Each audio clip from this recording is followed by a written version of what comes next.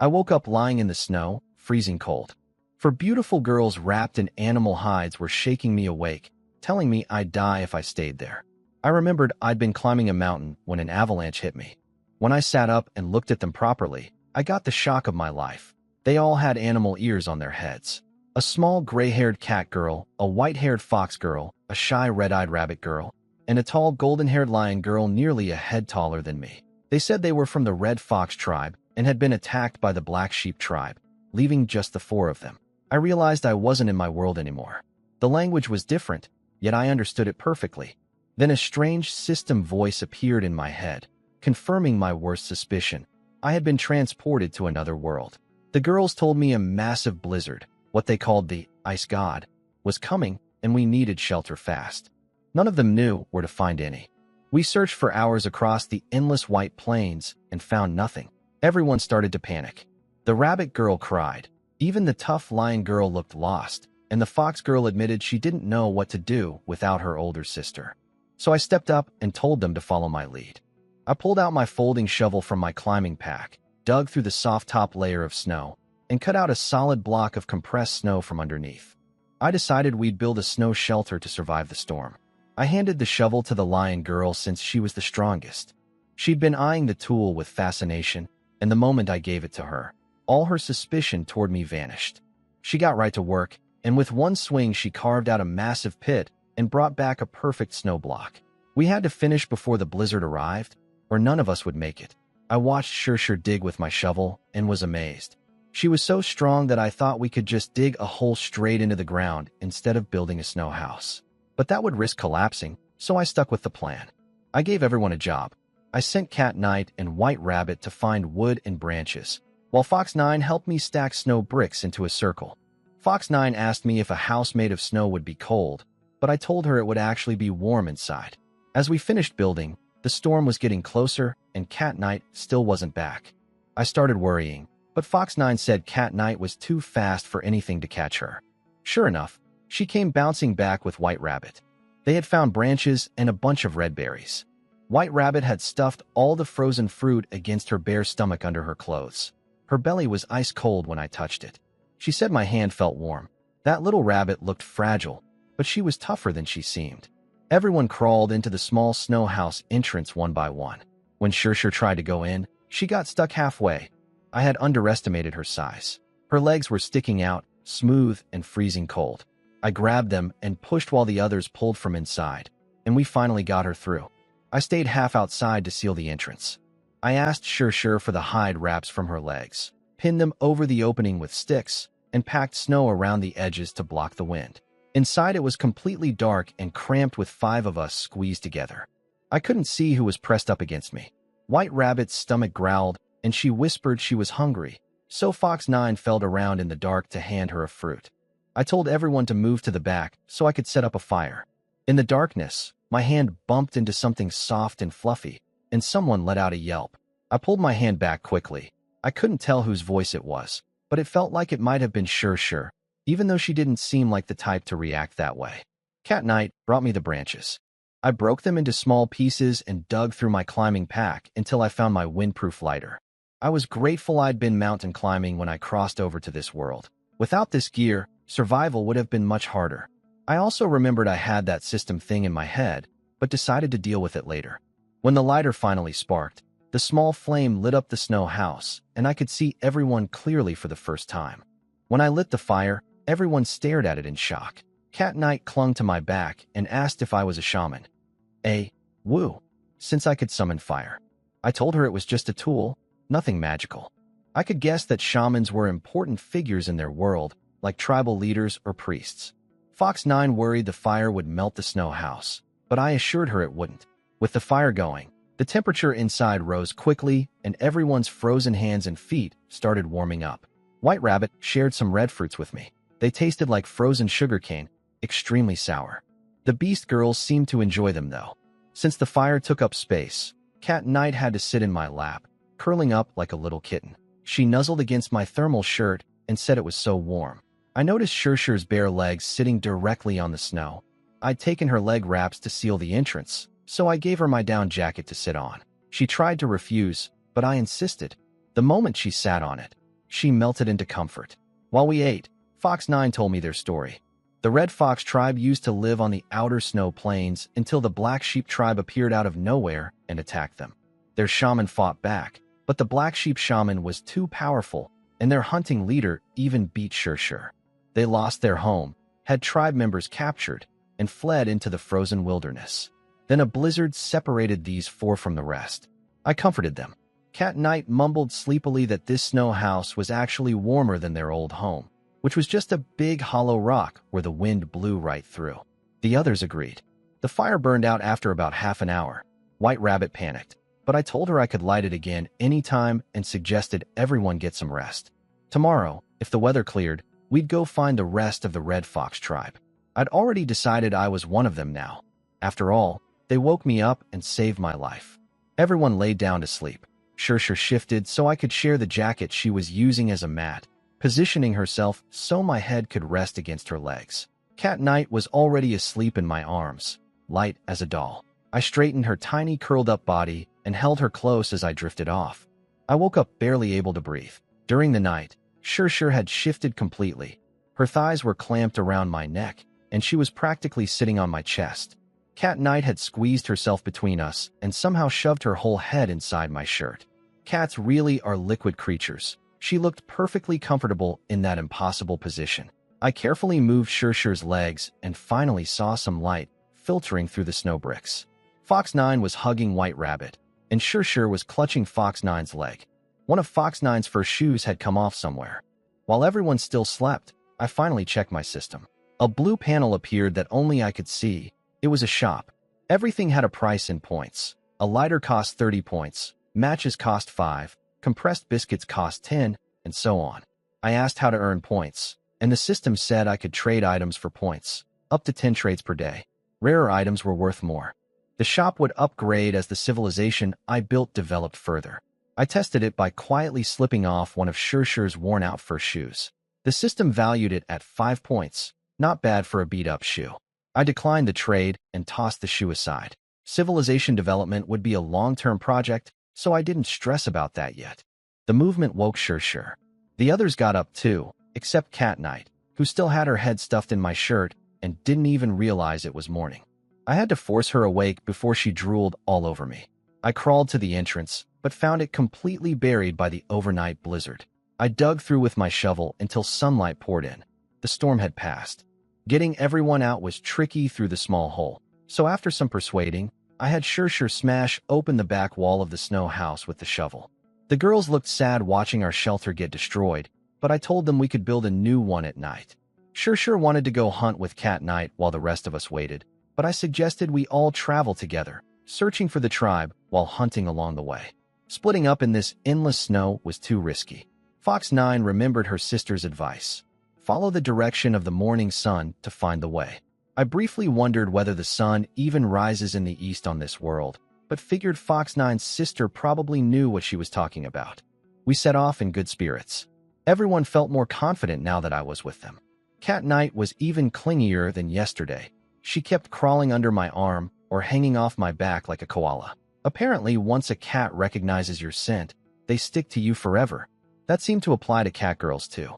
After 3 hours of walking, everyone was starving. Cat Knight hung off me lifelessly. White Rabbit's ears drooped down, and all their stomachs were growling. We'd eaten everything last night and couldn't find a single fruit on the snowy plains. I had nothing edible in my climbing pack either, just a box of chocolate drink powder with nothing to mix it in. I told everyone to rest while I went looking for something useful. I spotted a bare tree sticking out of the snow nearby and figured it might be worth some system points. My shovel barely dented it, so I called Shur over.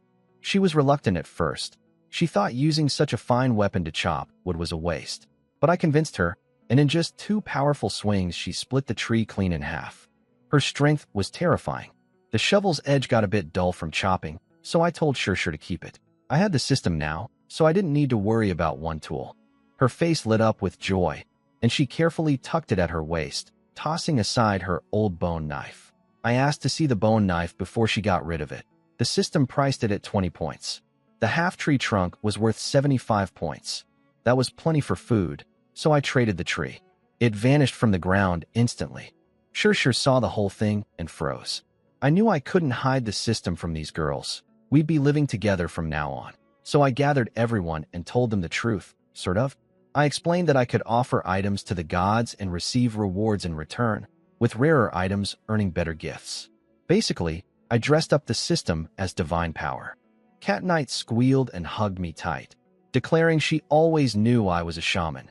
No, a divine shaman who could talk directly to the gods. The others were thrilled too.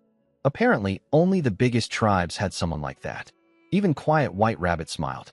I made them all promise to keep it secret, warning them that evil tribes would capture me if they found out. They nodded seriously, clearly already imagining some dramatic backstory about me escaping a powerful tribe.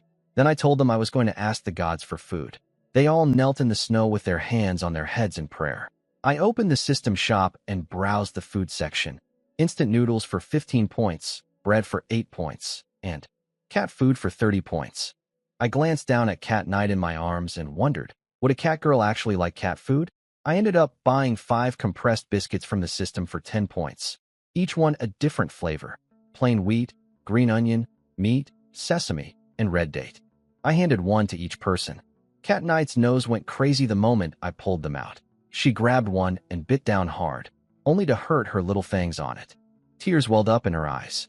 I told everyone these biscuits were rock hard and needed to be softened with saliva first.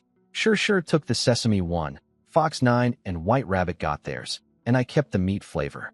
After being starved for so long, even a plain compressed biscuit tasted incredible. The girls licked their biscuits carefully after seeing Cat Knight's mistake, and their eyes lit up at the sweet and salty flavors. Cat Knight sniffed my meat-flavored biscuit and begged to trade. I gave in. She didn't care at all that I'd already bitten it. Then Fox 9 gave me the same puppy dog look, so we all ended up swapping biscuits around. Cat Knight and Sure preferred salty flavors, while Fox 9 and White Rabbit liked sweet ones. We ate handfuls of snow to wash down the dry food. Nobody was full, but nobody was hungry anymore either. I promised a big meal tonight after trading more items. Along the way, I found 2 more trees and had Sure chop them down. They earned me 120 and 130 points. Not great, but there was nothing else to trade out here. By evening, we reached a slightly better area with frozen trees scattered around. We stopped under a big one with a trunk nearly half a meter wide. I gave everyone assignments. Sure on snow bricks, Fox 9 and White Rabbit building the snow house, and Cat Knight coming with me to gather wood. I bought an iron axe from the system for 80 points and handed it to Cat Knight. I asked if she could climb trees, a silly question for a cat girl. She nodded excitedly, then reached behind her and pulled her gray tail out from under her fur skirt. So that's where it connected, right at the tailbone.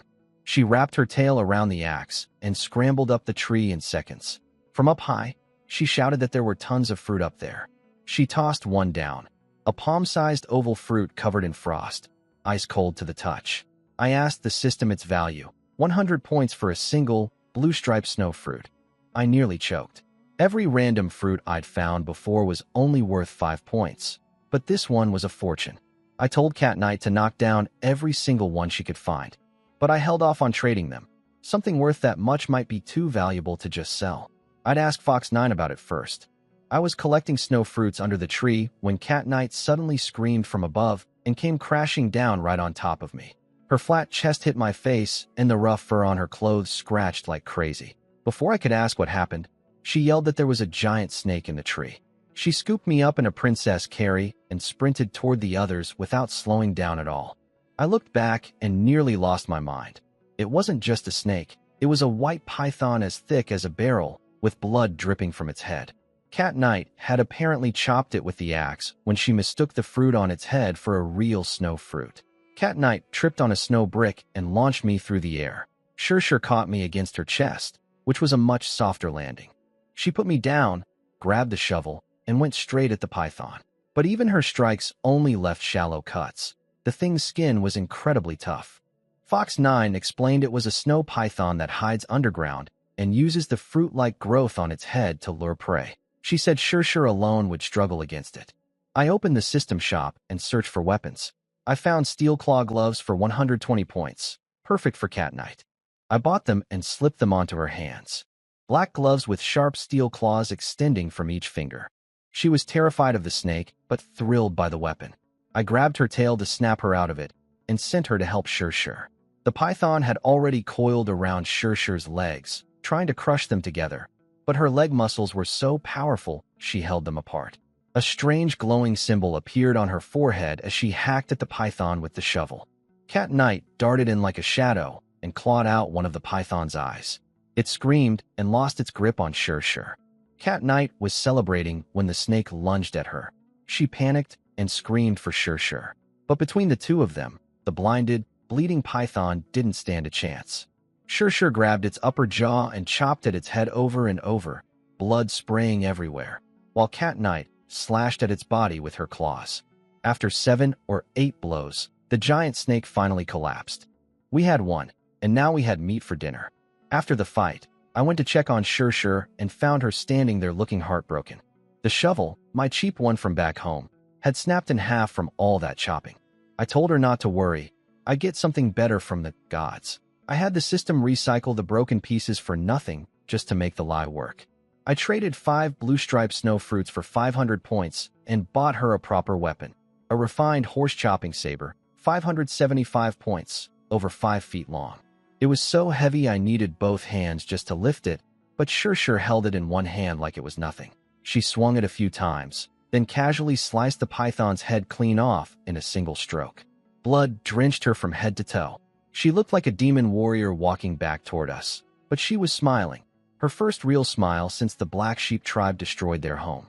She'd been blaming herself for not being strong enough to protect her people. Now she had a weapon that could change things.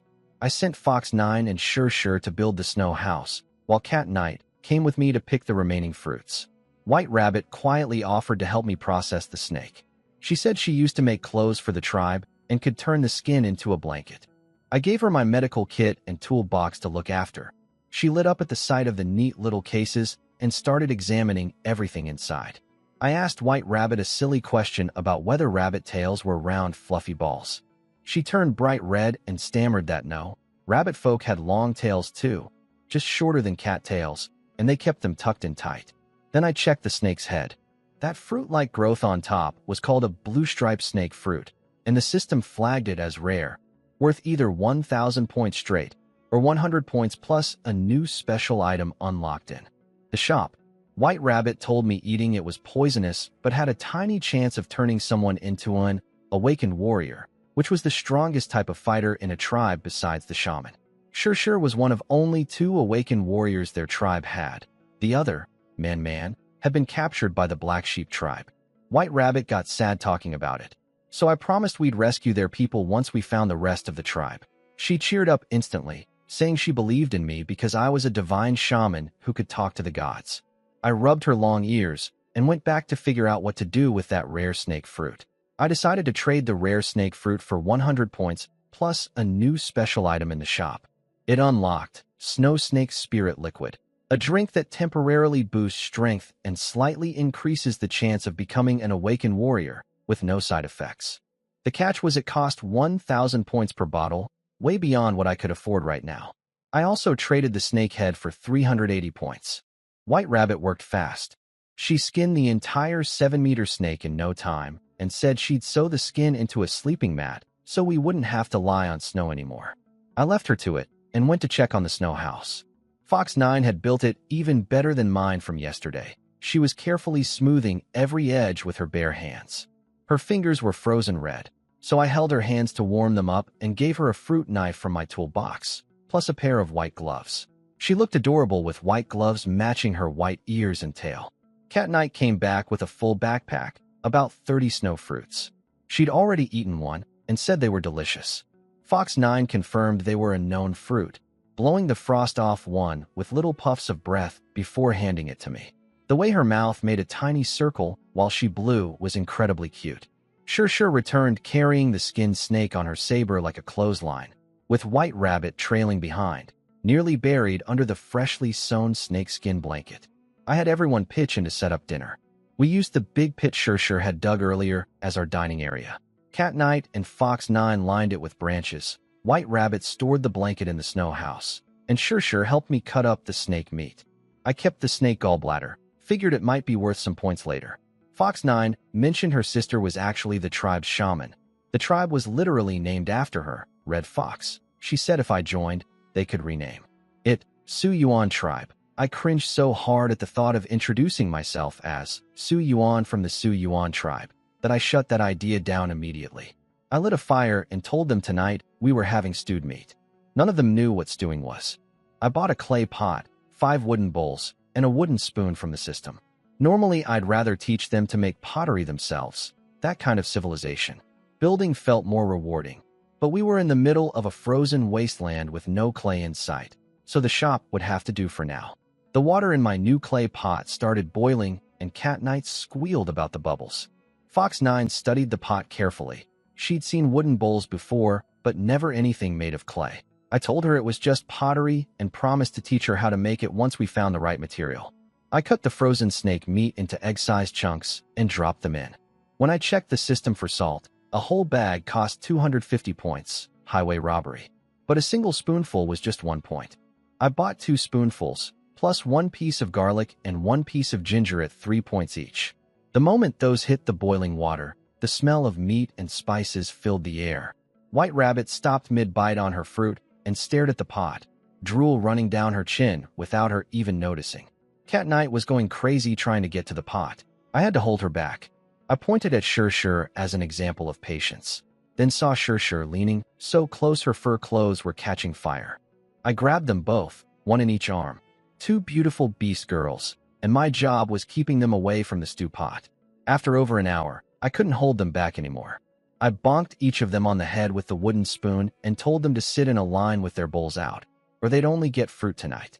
They sat perfectly still like kindergartners at lunchtime. The stew was chewy, not great by my standards, but the girls acted like it was the best thing they'd ever tasted. Cat Knight begged for stew again tomorrow. I agreed, as long as nobody rushed the pot this time. 1 pot was enough for all of us.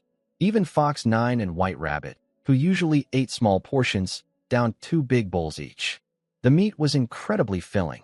I felt energy surging through my whole body afterward. Cat Knight dragged us back to the snow house. White Rabbit had already laid out the snakeskin mat inside, which was a huge improvement over bare snow. In the dark, everyone scrambled to find a spot and chaos broke out. Tails got stepped on, White Rabbit's ears got squished, Fox 9 yelped about someone pulling her tail. When things finally settled, I realized I was holding White Rabbit instead of Cat Knight. The ears were longer, and the size was a bit different. Cat Knight was wide awake and wriggling around like an eel. I grabbed the back of her neck and pinned her under my arm. She asked me to tell a story about my old tribe. Everyone listened eagerly as I described a place with so many people that nobody ever went hungry. They were amazed such a place existed. I rubbed Cat Knight's ears and promised that once we found the Red Fox tribe, I'd make sure they'd never worry about food again either. I woke up first again, mostly because Cat Knight had flipped completely upside down during the night. Her bare stomach was pressed against my face. Her clothes had ridden up, and I was covered in her sweat. I peeled her off me. She was dead asleep and went totally limp like liquid. I also quietly pulled Shir's fur clothes back into place since she'd gotten messy in her sleep too. I slipped outside and started making breakfast before anyone woke up. This time I stewed the snake meat nice and slow with some mushrooms from the system shop, getting it really tender. Just as I was about to taste it, a little mouth darted in and bit my spoon. A tiny beast girl with gray-white hair screamed that it was hot, but refused to let go until she swallowed every drop. She wasn't Cat Knight. She was someone I'd never seen before. I grabbed her by the back of her collar and lifted her up. She was even smaller than Cat Knight and started yelling for her mom, saying she was afraid of heights. Her screaming woke everyone up. Cat Knight stumbled out and was furious that someone was stealing her snake soup. The little girl took one look at Cat Knight and hid behind me in terror. Fox 9 calmly asked what was going on. The girl said her name was Gigi, and she was a wanderer with no tribe, just traveling with her mother. Fox 9 called them drifters, and Gigi's face fell. Tribes without a shaman were considered drifters, constantly bullied and homeless. I noticed Gigi was terrified of Cat Knight, but not afraid of Shir at all, which seemed backwards. I asked if she was from the mouse folk. She got offended and insisted she was a dragon cat, a chinchilla, so basically still a rodent, which explained the cat fear perfectly. Cat Knight got territorial about the name, cat, being in dragon cat, and glared at Gigi until the poor thing nearly cried. I broke it up and said there was plenty of soup for everyone. I gave Gigi my own bowl. Cat Knight noticed I had nothing to eat and brought a piece of meat to my mouth with her bare fingers. When I bit down, I deliberately caught her little claw between my teeth.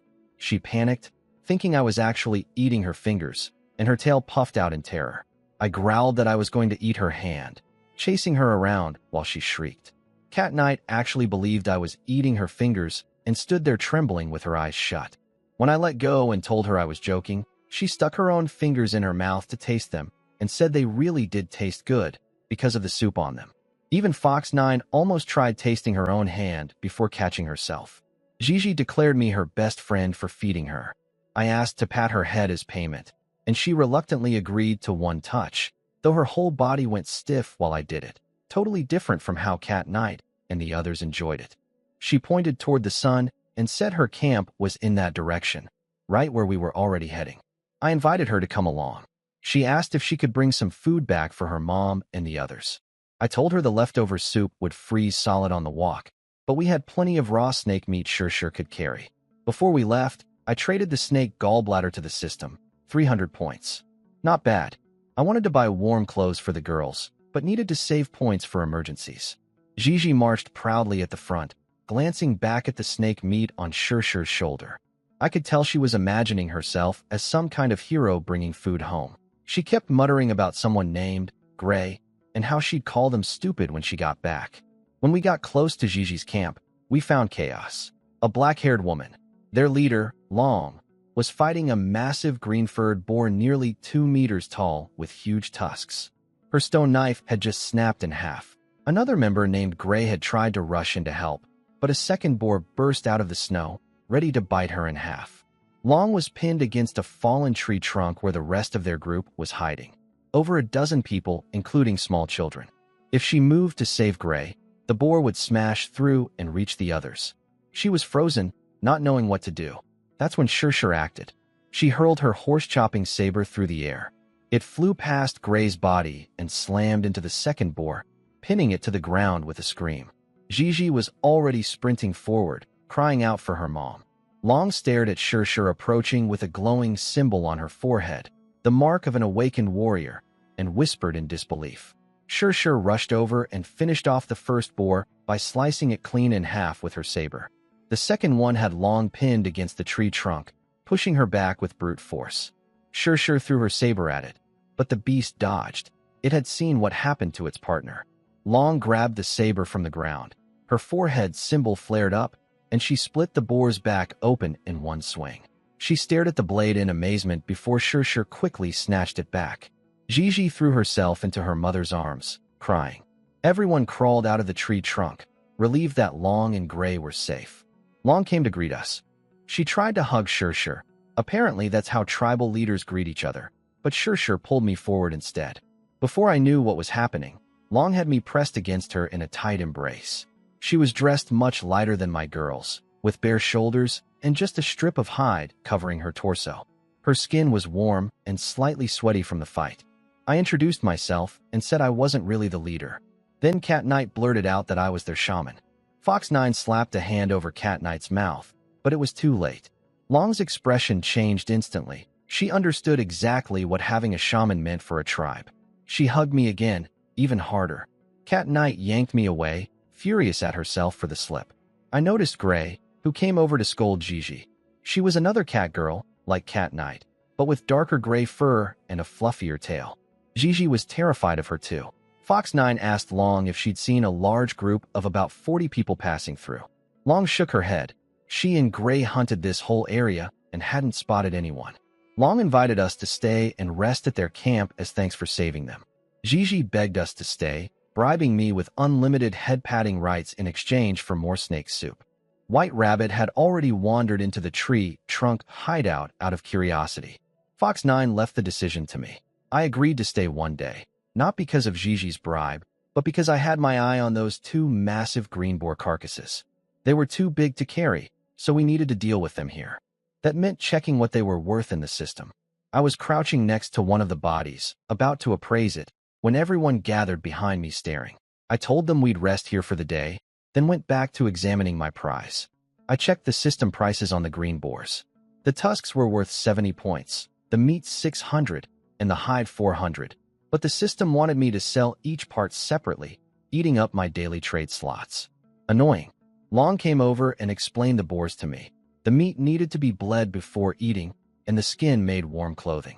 I asked her how she wanted to split the 2 boars between us. She surprised me by saying her tribe didn't need any of it.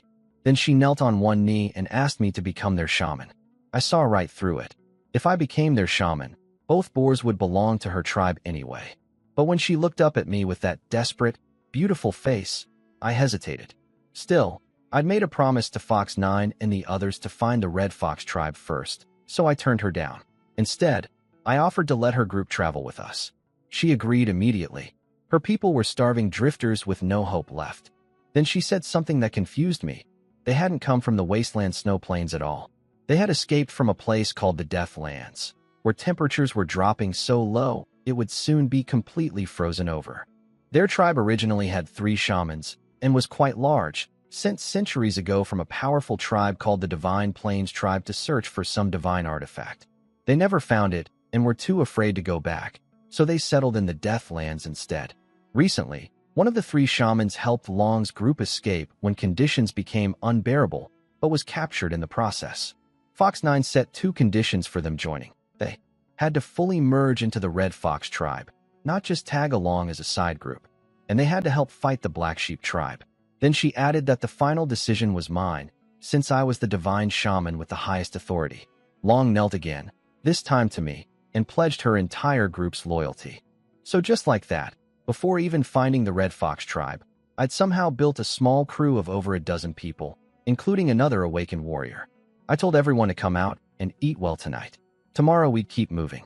But first, I had a new job, teaching all these people how to build snow houses. Long gathered everyone outside the tree trunk and announced that a new shaman and a new tribe had accepted them. The crowd erupted in cheers. I still couldn't fully understand why shamans meant so much to these people, but clearly it was everything to them. Then Long suddenly lifted me onto her shoulders. Startled, I grabbed her ears to keep my balance. The moment I touched them, her whole body went limp and she collapsed into the snow, though she shielded me as she fell. Turns out she had the same sensitivity as Gigi about ear touching. Once the celebration settled, I started giving orders. I sent Long and Sure to gather as much wood as possible. Gray and Cat Knight were told to dig a large pit down to bare ground. White Rabbit and a few helpers would process the 2 boar carcasses. Everyone else would follow Fox 9 to build snow houses. Fox 9 thumped her chest and promised they'd be done before dark.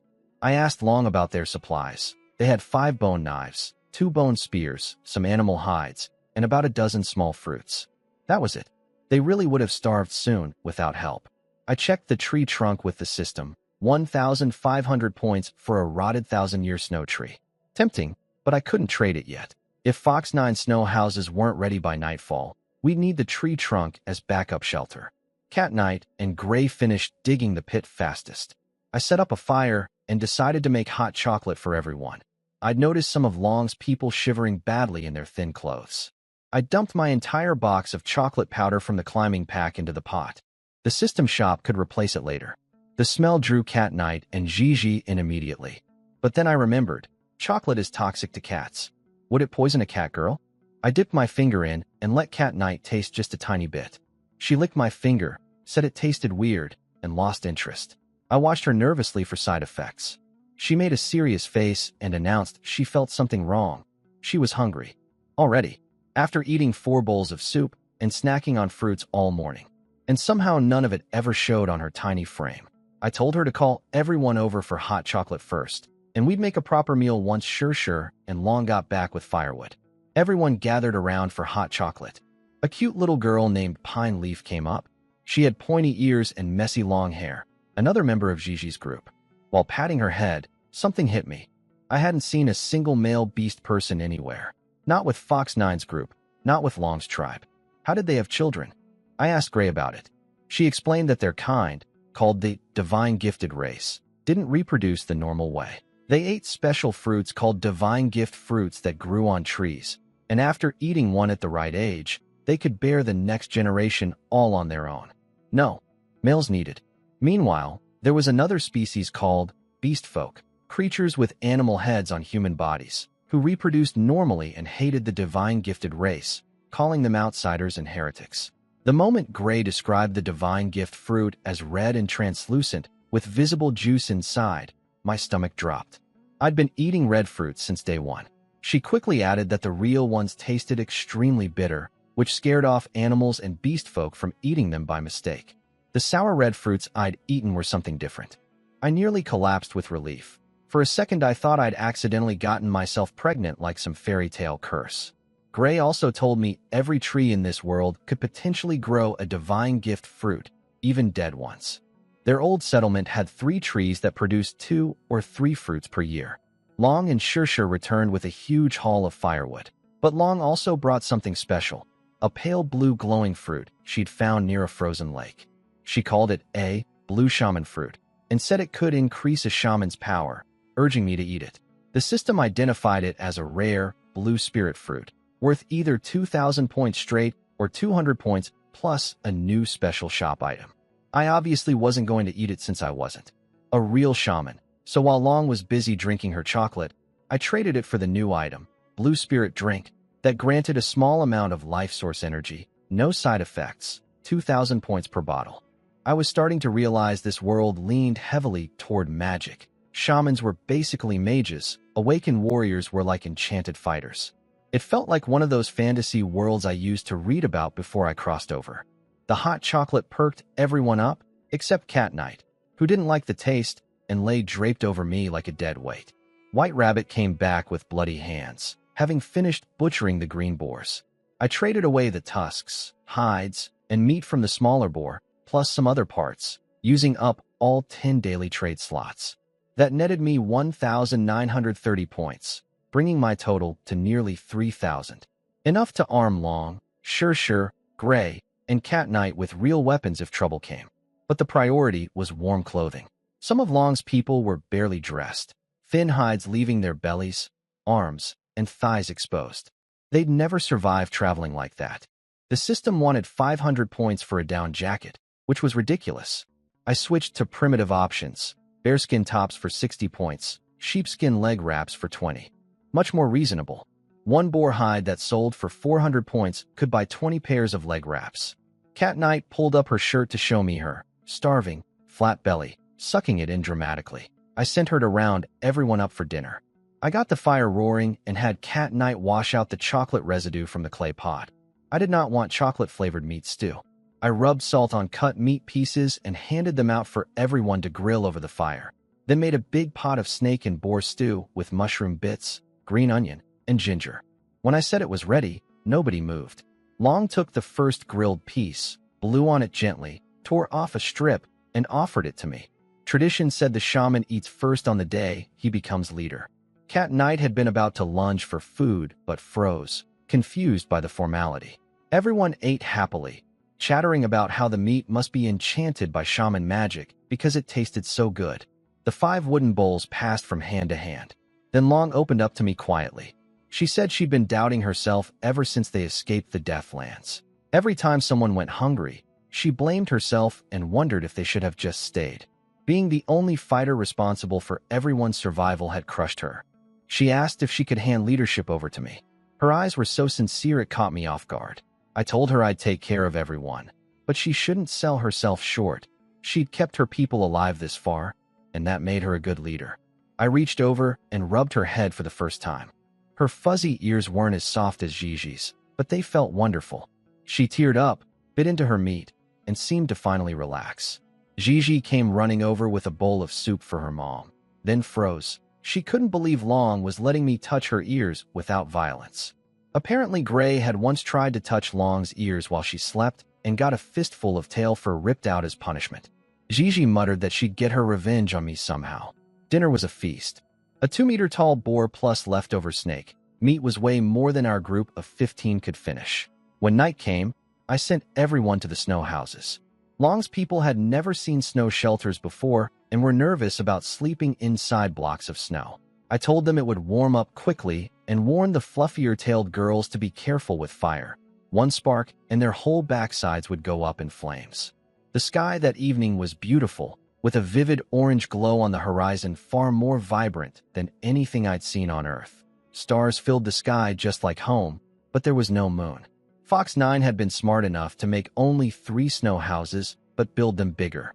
I crawled into mine and found my usual group plus 1 extra. Long had appointed herself my nighttime bodyguard. She pressed herself against the snow wall and wrapped her arms around me, using her body as a shield. Sure announced she'd protect me too, clearly feeling competitive. I told them both to just sleep. Long's fluffy tail brushed against me, and she smelled of blood and sweat from the day's hunting. But for the first time since escaping the Deathlands, she relaxed enough to actually fall asleep. She'd been standing guard every single night since leading her people out. I lay awake thinking about the future. I wasn't some genius. Most of what I knew came from random hobbies and internet videos. Building a civilization from that wasn't realistic, but the system helped bridge the gap.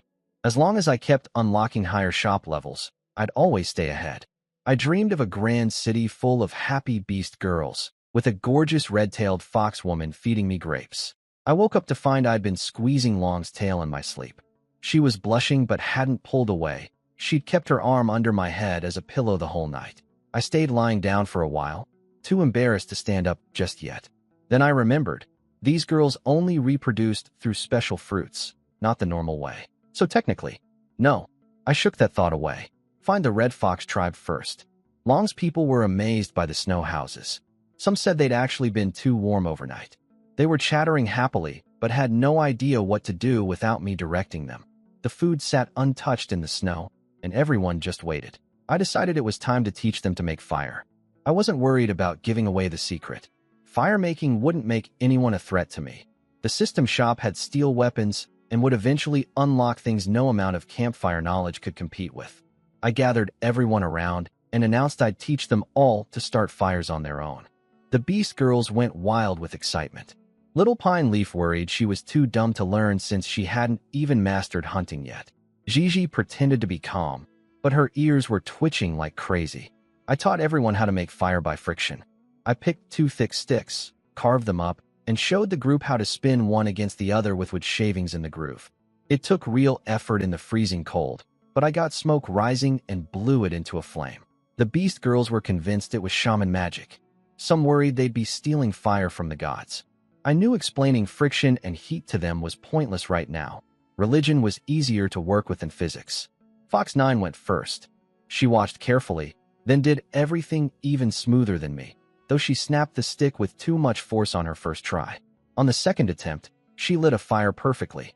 That got everyone excited. Long asked me for tips, and I told her to spin as fast as possible. Her hands became a blur, way faster than any human could manage, and she had fire in seconds.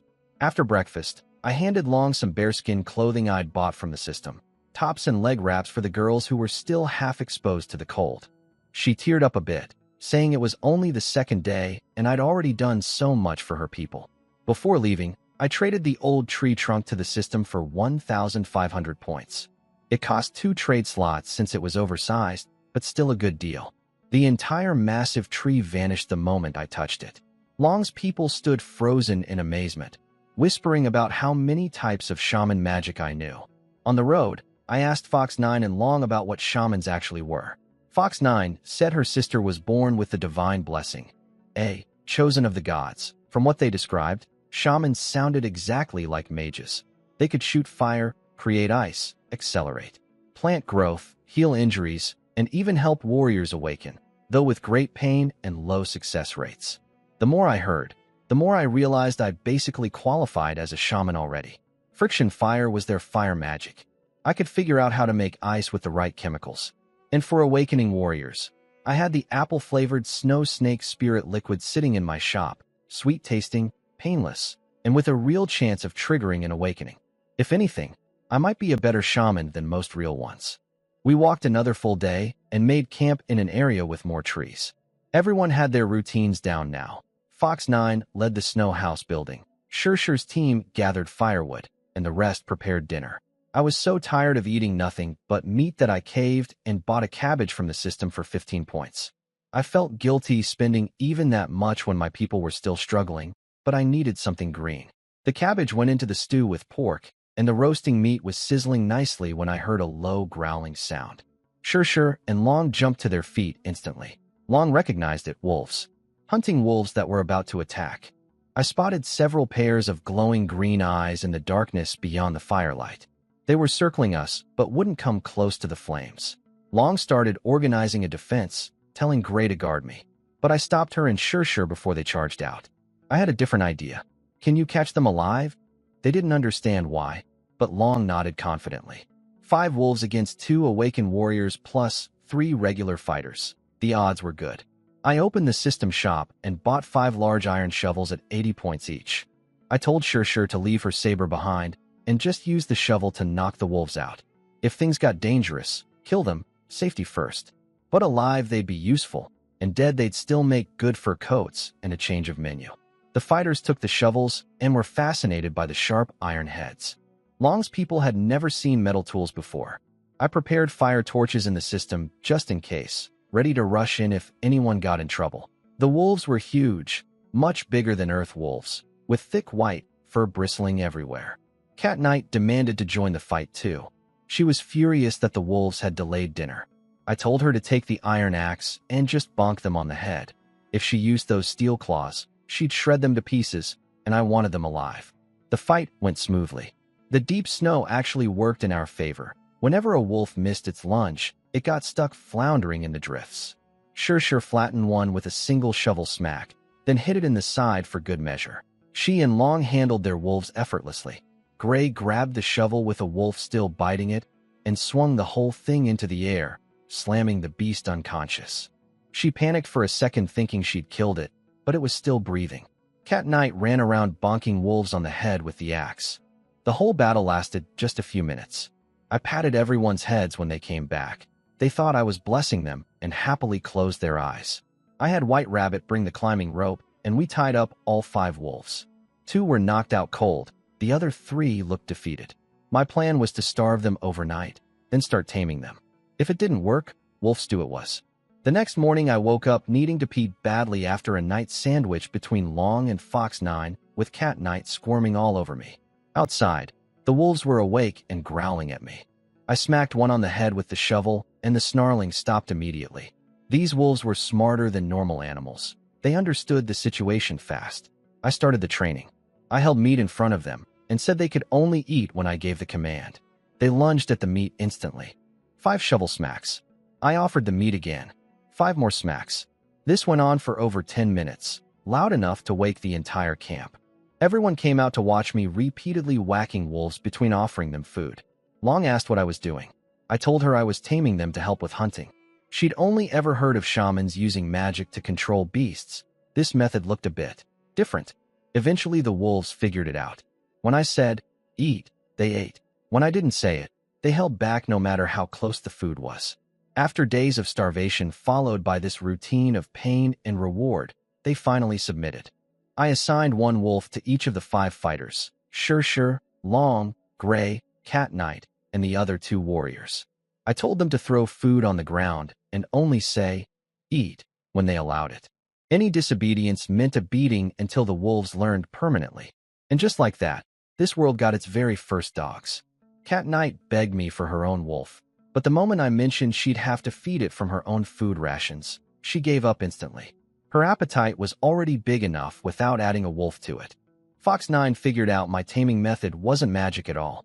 I explained the logic: starve them, then only let them eat on command, punish disobedience. And she immediately compared it to how winning tribes absorbed defeated ones. Smart girl. She asked if she could try taming something next time, and I agreed, but said we'd find something less dangerous than wolves. We traveled for 5 more days. Food ran low. The boar meat was gone, and we only managed to catch a couple of snow rabbits one day. White Rabbit refused to eat them, saying it made her feel sick for days eating the same species as herself. My points had climbed past 10,000 though, so I wasn't worried about feeding everyone. 10 points bought a compressed biscuit, and cheap staples like potatoes cost even less. Then some scouts came running back with exciting news. They'd found signs of people up ahead. Under a snow-covered boulder, someone had dug a pit with charred wood inside. There was also blood. Fox 9 sniffed the cold air and searched the nearby snowdrifts, pulling out supplies, animal hides, stone axes, bone knives, dried meat. She recognized everything immediately. It was her sister's tribe. Sure picked up a stone axe she'd personally crafted and confirmed it. But Long examined the scene and said the blood was already frozen and the snow depth suggested they'd left about a day ago. The fact that they'd abandoned this much gear meant something bad had happened. Fox 9 grabbed my hand, her voice cracking. I told everyone to take the supplies and move fast. We might need to travel through the night. Long suggested splitting up, with the faster fighters going ahead while the rest followed with the heavy supplies. I refused. Splitting up was too dangerous if there were wild beasts around. Instead, I bought a wooden sled from the system for 10 points. I had Long load all the supplies onto it and tie everything down with rope. Nobody understood what the flat board was for yet, but Long didn't question me. She just got it done. Once everyone saw the sled in action, they understood my idea immediately. One small beast girl could pull all the heavy supplies by herself across the snow. Cat Knight begged for her own sled, so I bought her one for 10 points. She hopped on and started pushing herself forward with a stick, laughing, until she hit the downhill slope I'd already noticed. She screamed the whole way down and crashed into a snowdrift in a small forest below. I was still laughing when her voice changed. She was screaming my name, crying, begging me to come quickly. I jumped on a sled and slid down after her. I found Cat Knight sobbing over a figure half buried in snow under a dead tree. It was a white-haired cat girl. Cat Knight called her Cat White. Her face was blue-gray with no color left, her lips turning purple.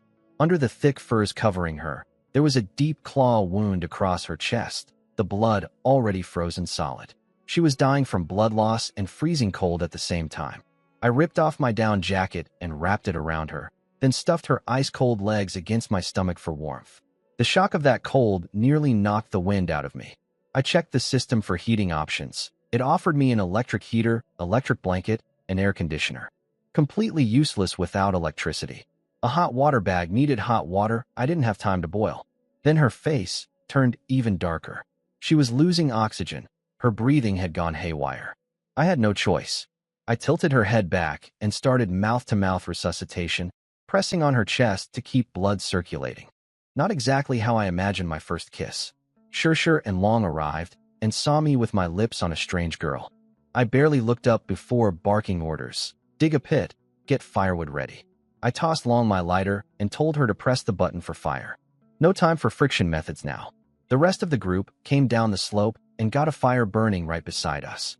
Slowly, the little white cat started responding. Faint movements, a weak heartbeat returning. I called for White Rabbit to bring my medical kit. The chest wound still needed closing.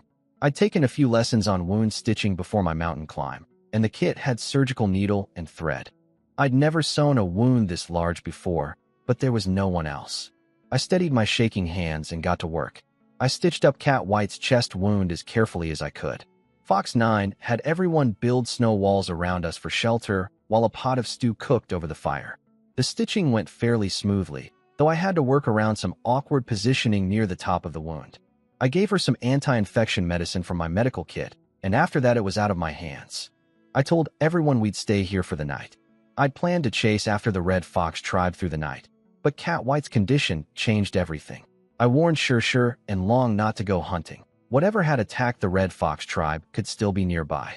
We were low on food, so I bought 50 pounds of potatoes from the system for just 25 points.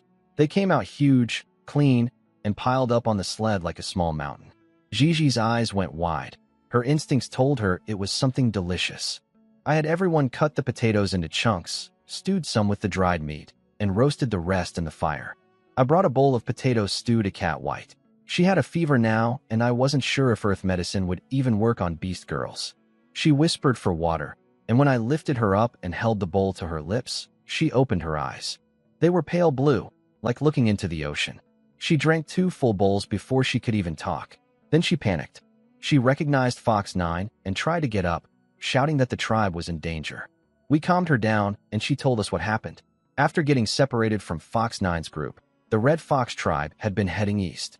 Yesterday, they were attacked first by snow goblins, small monsters that moved in packs of dozens, and then by a snow beast, something huge and hairy that lived in caves. Cat White had been badly wounded and hid herself away so she wouldn't slow the others down. Long explained that snow goblins feared fire and the snow beast avoided bright light. The tribe's shaman Red Fox had used fire magic to hold them off, but they ran out of firewood and had to flee.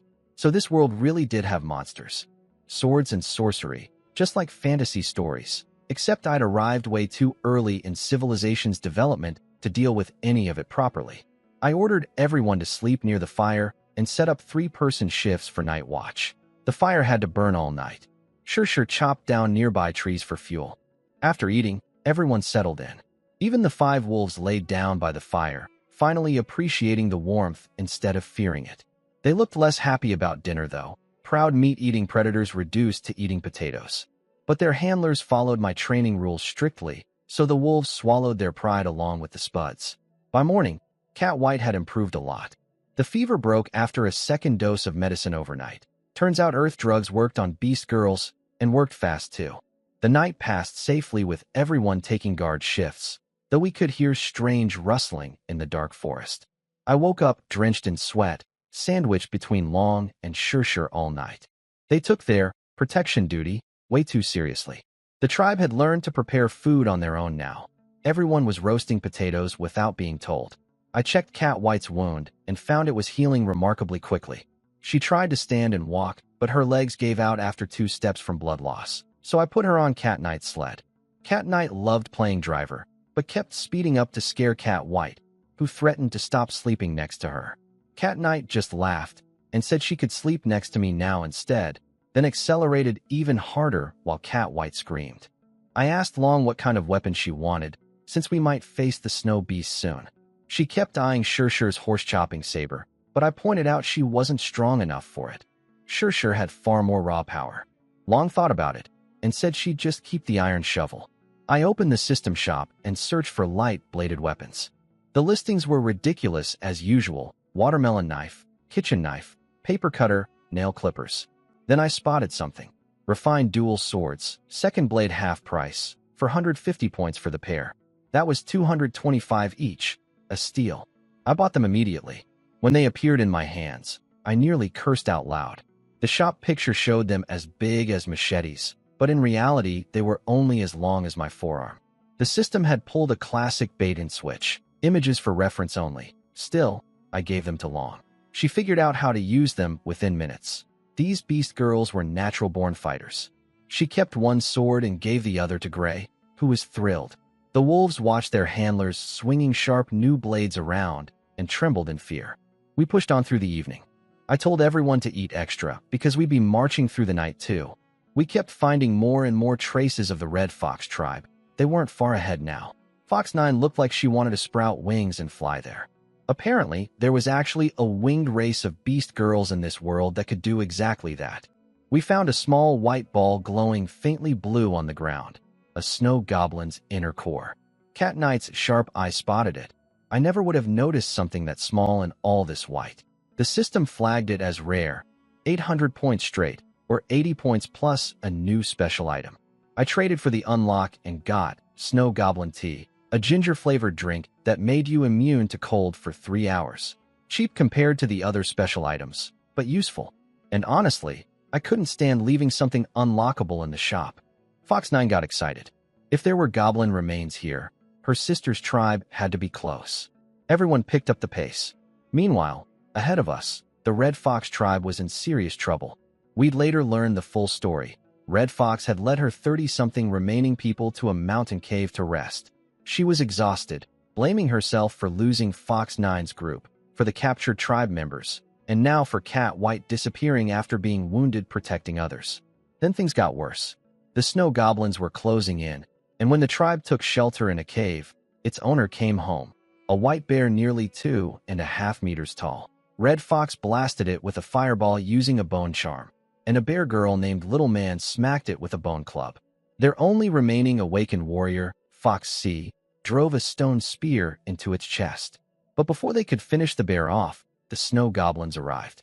Dozens of white shapes appearing through the blowing snow. Red Fox looked at her exhausted, starving people, wounded bear in front, goblin swarm behind, and made the only call she could. Everyone, we fight. And that's exactly when we were closing in on them, racing against the dark. We found fresh footprints everywhere, tiny ones from snow goblins and massive ones from the snow beast. They'd caught up to Red Fox's tribe. There was no time to waste. I told Shir and Cat Knight to come with me ahead, while Long led everyone else behind us following the tracks. Before leaving, I gave Long an alcohol fire bottle from the system, 600 points, not cheap, and showed her how to light the cloth with my lighter and throw it at enemies immediately. I trusted her completely. In the week I'd known her, she'd never once gone against my instructions. Fox 9 and White Rabbit wanted to come too, but they couldn't fight. I sent them back. Cat Knight got impatient with my running speed and just threw me on her back, sprinting full speed toward the battle. What we were racing toward was a nightmare. We'd piece together the full picture later. Red Fox had been cornered at a mountain cave.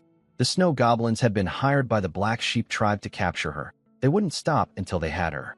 Their leader wasn't afraid of fire killing his troops because as long as their core stones survived, they'd just resurrect in a day or two. Worse, they'd lured the snow beast right to the tribe. Red Fox had been burning through her magic firing fireballs, but she was running low. A white bear had also stumbled into the mess. This was its cave they'd been hiding in. Red Fox tried to help the bear fight the snow beast, hoping they'd weaken each other. But the goblin leader sent his troops to harass the bear, tipping the fight. The snow beast slammed the bear into the mountainside. Then it turned toward the tribe. A bear girl named Little Man charged it with her cracked bone club. One swat from the snow beast shattered the weapon and sent her flying into Foxy's arms. By the time we were closing in, Red Fox's people were backed into a shallow cave with a dying fire, facing a raging snow beast covered in burn marks, surrounded by goblins that couldn't truly die, with no weapons left that could hurt anything. We were almost there. We finally arrived. I could see Red Fox's tribe pinned against a mountain cave, surrounded by snow goblins with a massive snow beast closing in. Cat Knight screamed Red Fox's name. Red Fox shouted at us to run, but Cat Knight was already charging in with her steel claws, slicing through goblins like paper. The goblins looked like Gollum from Lord of the Rings, but uglier, with a tuft of white hair on top. I opened the system shop for ranged weapons. Bows were expensive, but with a target that big, I didn't need to be a good shot. I bought a compound bow for 1,000 points and 10 tranquilizer arrows at 20 each. Cat Knight reached the snow beast and scratched up its back, but the thing was enormous. She barely came up to its stomach. When it turned on her, she dove into the snow screaming for help. Shir tucked me under her arm like a package and charged straight through. Any goblin in her path got cut down mid-step. She delivered me to Red Fox, literally throwing me the last few feet. Red Fox caught me against her chest. The impact nearly bounced me back. She healed me with a green glow from her hand, without even asking questions. I told her Fox 9 was safe and coming up behind us. Relief washed over her face, the first good news she'd had in days. I pulled out the compound bow, but the draw weight was insane. I could barely pull it back. So I chugged a bottle of the apple-flavored Snow Snake Spirit liquid. Warmth surged through my body, and suddenly I had the strength to draw the bow fully. My first shot hit the snow beast right in the backside. I winced. That wasn't where I'd been aiming, but it got the beast's full attention on me. While the spirit liquid was still working, I fired arrow after arrow. Tranquilizer tips sank into its chest, arms, legs. The beast stumbled, its movements getting sluggish. My last arrow went through its eye. The snow beast collapsed. 200 points worth of tranquilizer finally brought it down. Shir's forehead symbol blazed, and she swung her saber through its neck. Hot blood sprayed across the snow. The goblins panicked and tried to flee, but Long and the rest of our group had just arrived, cutting off their escape. Before the goblin leader could even finish giving an order, Long hurled the alcohol firebomb I'd given her. It exploded on the ground in a burst of flames far more violent than Red Fox's fireballs. Long's firebomb wiped out most of the goblins in one blast. No magic gestures needed, just one throw. The goblin leader had dodged behind its troops and survived, but Long caught it easily and cut off its arm. Fox 9 came running in and threw herself at Red Fox. The older sister finally broke down crying, holding Fox 9 tight. Everyone crawled out of the cramped cave, and the braver ones went to poke at the snow beast's corpse. Long dragged the goblin leader to me. The little creature wasn't scared at all. It smirked and said its kind couldn't truly die, and that more goblins would come for us eventually. I picked up one of the goblin core stones from the ground, grinned, and traded it to the system. It vanished completely. I asked the goblin leader if it could still sense that comrade. Its smug expression crumbled. The connection was gone entirely. Not hidden, not sleeping. Completely erased from existence. I traded a few more just to drive the point home. Now it was willing to talk. It said a large tribe near the Gazing Snow Mountains was capturing shamans from smaller tribes and had hired the goblins to grab Red Fox. I promised I wouldn't personally lay a blade on it if it told the truth. Red Fox warned me goblins were liars. The leader's story didn't fully add up. Earlier it had bragged about receiving payment, but now it was playing victim, claiming it was forced into the job. There was clearly more to its motives than it was admitting. But I got what I needed for now. I kept my word perfectly. I told it I wouldn't kill it myself, then turned to Long and said the goblin was hers to handle. The leader screamed that I was a liar and a demon as Long's blade separated its head from its body. It dissolved into one more white stone. I technically didn't break my promise. I said I wouldn't do it personally. Then I checked the snow beast value. No rare items, but decent prices. 500 for the head, 300 for the fur, 700 for the hide, 1,000 for the meat. Not as valuable as I'd hoped. A single goblin core was worth more. I traded the head first to start clearing the massive carcass. I'd deal with the pile of goblin stones later. Those weren't going anywhere. After everything calmed down, Red Fox formally met Long and welcomed her group. But what really stunned her was learning I was supposedly a divine shaman. She became stiff and formal around me, addressing me with deep respect. I told her I wasn't sure about the divine part, but she insisted. Fox 9 had told her everything about how I received gifts from the gods, and that was the definition of a divine shaman. She told me about another divine shaman she'd heard of from the tribe elders, one who could pray for rain and find food underground. Honestly, none of that sounded impossibly difficult. Red Fox tried to rename the tribe after me. I cut her off immediately. Absolutely not. I'd been fighting that battle since the beginning. I told her every person in our tribe was as precious as the stars in the sky, so we'd call ourselves the Star Tribe. It was a bit cheesy, but anything was better than Su Yuan Tribe. Red Fox smiled faintly and agreed. Her trust wasn't just because of my title. It was because Fox 9 trusted me, and she considered her little sister smarter than herself. Then someone shouted that the white bear was still alive. Sure, and Long had it pinned down. It was barely breathing, covered in wounds and soaked in blood. I figured a living bear was more valuable than bear meat, so I asked Little Man, the bear girl, to translate for me. She made some grunting sounds at it, which felt weirdly familiar. I told the bear through her, obey me and get fed every day, or die here. Red Fox doubted it would work without magic, but I told her nobody refuses free food and shelter. The bear weakly nodded and licked Little Man's hand. Surrender accepted. Red Fox offered to heal it, but she'd used most of her magic already and could only manage 1 or 2 more spells. Not enough for all those wounds. So I called White Rabbit over. She'd watched me stitch up Cat White, and I asked her to do the same on the bear.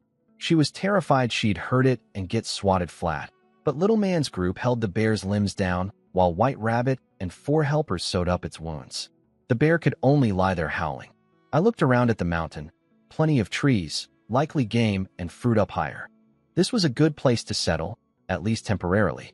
Red Fox agreed, but pointed out the cave was too small for 50 people. She suggested sending scouts up the mountain to look for a bigger one. That night, everyone was busy at the mountain base. White Rabbit had gathered a small audience of beast girls watching her stitch the bear's wounds. Her needlework was impressive, honed from years of sewing animal hides. Fox 9 was proudly showing off her snow house building skills to her big sister, who looked skeptical that a house made of snow could be warm or stay standing. I had nothing to do. Everyone had a job, cooking, sewing, building, and none of them needed me. So I sat in the cave being kept warm by Fox C, Red Fox's awakened warrior. Red Fox had worried I'd freeze without fur, so she'd ordered Fox C to wrap her tail around me. Fox C was a cool, capable fox girl with a brown tail, and the fur was incredibly soft. I couldn't stop stroking it. I noticed Fox C kept glancing at my compound bow. She admitted she was amazed at how I'd taken down the snow beast from such a distance. I decided to teach her the concept of ranged weapons. I needed a string to demonstrate, so I asked to pluck 1 hair from her tail. She agreed nervously, then yelped when I pulled. It took real force. Her tail reflexively smacked me across the face. I deserved that. Using her tail hair as a bowstring on a small stick, I showed her how tension and release could launch a projectile. I explained that with something stronger, like snow beast sinew on a stiff piece of wood, you could shoot much farther. Then I handed her the real compound bow and a wooden arrow. I stood behind her, guiding her hands into position. She drew the bow to full draw effortlessly, something I needed the spirit liquid to manage. I told her to aim at a tree on the mountainside and not to worry if she missed on her first try. She didn't miss. The arrow slammed into the tree trunk and shook snow off the branches. She was actually annoyed because she'd been aiming for a specific branch and hit the trunk instead. Her awakened ability was enhanced observation and speed. She was a natural-born sniper. I told her to pick out some sharp-eyed tribe members tomorrow. I'd teach them all to make bows and practice archery. The tribe needed to learn to craft their own weapons for the future, but for Foxy specifically, I could always buy her a high-powered bow from the system to use in the meantime. She was too talented to waste on stone spears. Everyone stayed up late the first night at the mountain camp.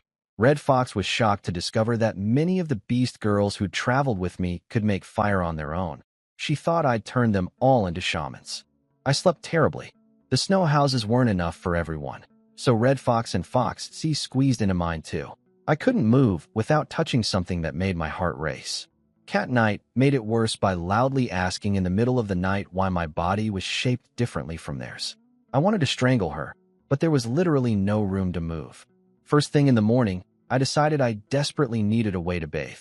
Over a week without washing, and every morning I woke up sticky from being piled on by sweaty beast girls all night. Foxy was already waiting for me with 4 beast girls she'd picked for archery training. 2 with black furry ears, 1 with goat horns, and a tiny one with colorful streaks in her hair and a snake-like tail. I sent them to find hardwood and bring the snow beast sinew that White Rabbit's team had stripped yesterday. Red Fox came with bad news. Food was running dangerously low. With Long's group added, plus the wolves and the bear, we now had over 50 mouths to feed. I suggested sending Long's team hunting with the wolves, and said I could always trade the snow beast meat to the system for food if hunting failed.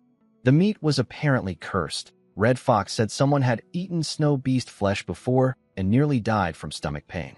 I wasn't sure I believed in cursed meat, but I wasn't going to argue.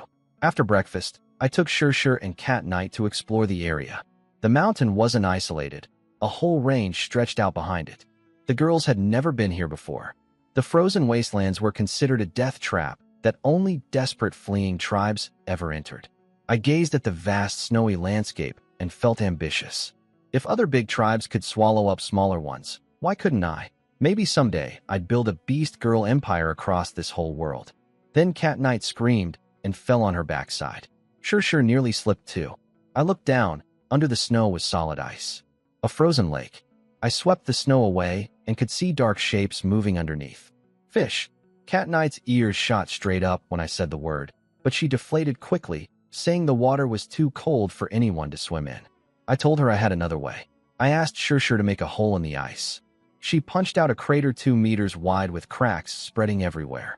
I told her and Cat Night to back away before they fell in. I opened the system shop for a fishing rod. Prices range from 30 points for wood to 1,000 for something made of rebar steel. Rebar steel. For fishing. Was that meant for catching sharks? I'd been terrible at fishing back on Earth, always going home empty-handed. But this lake had probably never been fished in the history of this world. Today had to be different. A few minutes after setting up, the 3 of us sat on animal hides spread over the ice. I held a bamboo fishing rod over the hole, while Cat Night munched on bread and stared at the water, doubting any fish would be dumb enough to bite. I teased her. If a piece of dried fish fell from the sky, would she eat it? She said of course, it would be a gift from the gods. Then she realized that was exactly what the fish would think about my bait and got embarrassed. The float dipped. I jumped up and started pulling. It was a big one. The bamboo rod bent all the way down to the water as the fish fought hard. Cat Night and Shir wanted to help pull, but I told them to just hold on to me so I wouldn't get dragged in. After 20 minutes of wrestling, I hauled it out. The biggest fish I'd ever caught in my life, its body reaching up to my knees. Cat Night grabbed the flopping thing with both hands, drooling openly, and begged to grill it immediately. I reminded her she'd just eaten breakfast, and she admitted she'd secretly given her food to Cat White, who was still recovering. I sent the 2 of them to make a fire and gut the fish while I kept fishing. Cat Knight brought me a piece of the grilled fish. No seasoning, just pure fish flavor. It wasn't great to me, kind of fishy, but Sure and Cat Knight devoured the whole thing between them. Then something massive took my hook. The force yanked me forward instantly.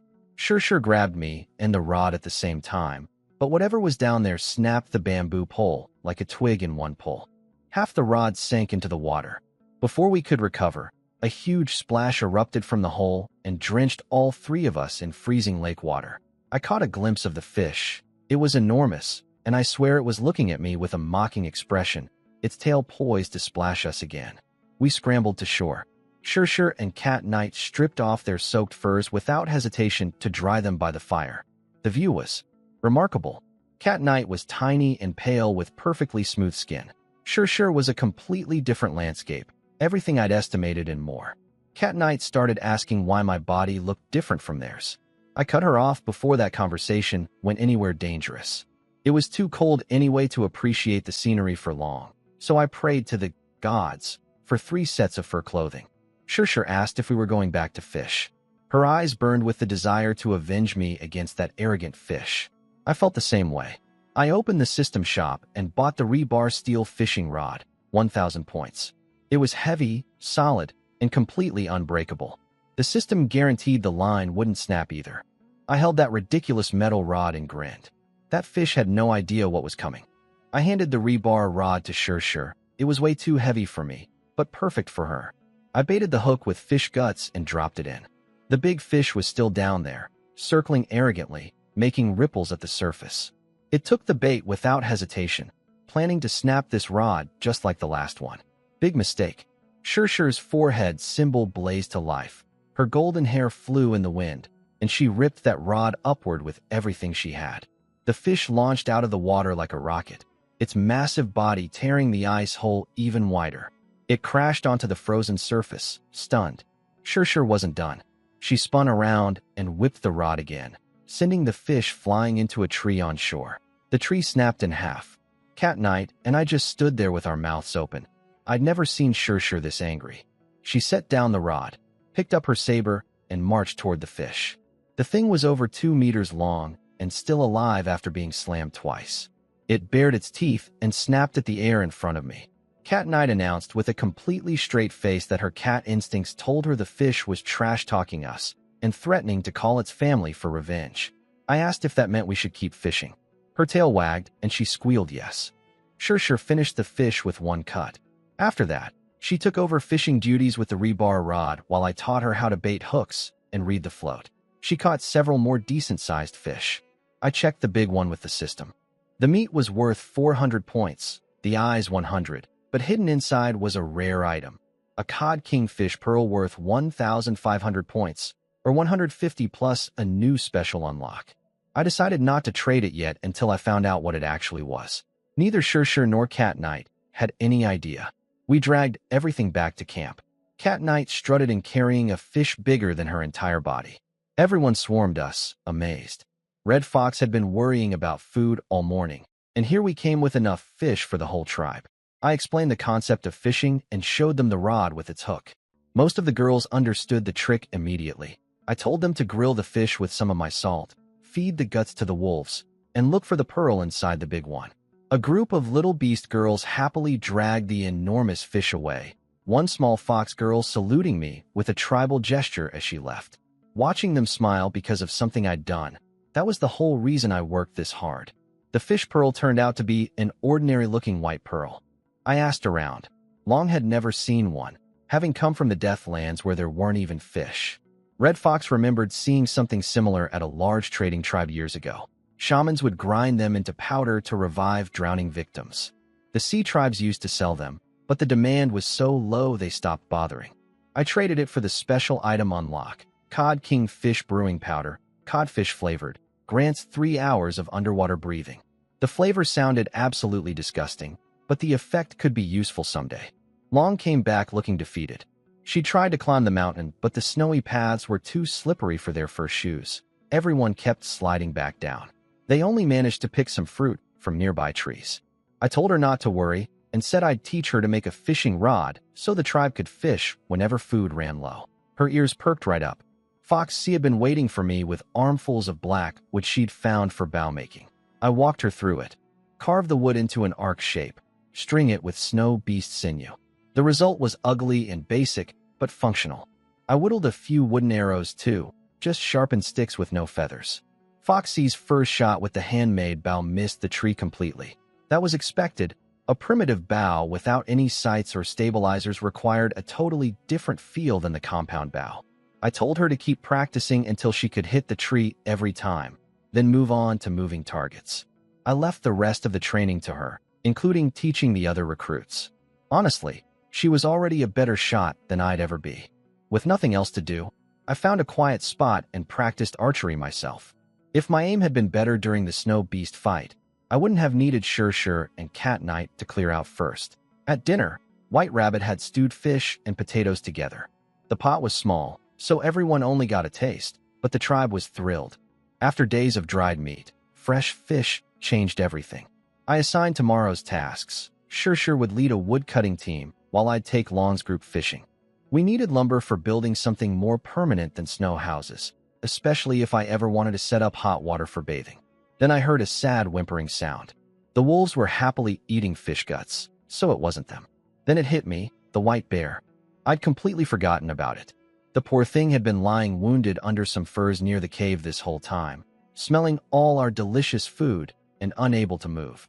When I rushed over, it was lying there with tears in its eyes, starving. It had probably been considering crawling away from this torturous place where amazing smells never stopped, but no food ever came its way. The white bear finally got fed and forgave us. It spent the next day lounging around recovering while I took Long, Gray, and a few others to the lake for fishing lessons. Last night, I'd made 5 simple fishing rods from the broken bamboo line and wood. The girls had even ground fish bones into hooks on their own. Not as sharp as metal, but good enough. While they fished, I sat down to eat some of the brown fruit Long's team had picked yesterday. It looked soft and oily, like a fresh steamed bun. I took one bite and nearly threw up. It tasted like chewing a mouthful of raw lard. Long rushed over apologizing, saying she'd mixed up golden oil fruit with regular pear fruit. The golden liquid oozing from it smelled nice, though. Long explained they didn't eat these. They used the oil to make food taste better when cooking and to smooth out messy fur. Edible oil in a fruit? The system valued a single one at 120 points, and Long said the mountainside was covered with them since animals didn't bother eating them either. I told her to gather as many as possible. With cooking oil, I could waterproof wooden structures, seal containers, maybe even brew alcohol eventually. Gray nearly got dragged into the lake when 2 rods hooked big fish at once. Long ran to help her. We came back to camp loaded with fish, and the whole tribe cheered. I'd also scraped up a big pile of lakeside mud, hoping it might work as clay for pottery. Back at camp, I found Red Fox and Fox 9 sitting with black-stained hands surrounded by crumbled, failed pottery attempts.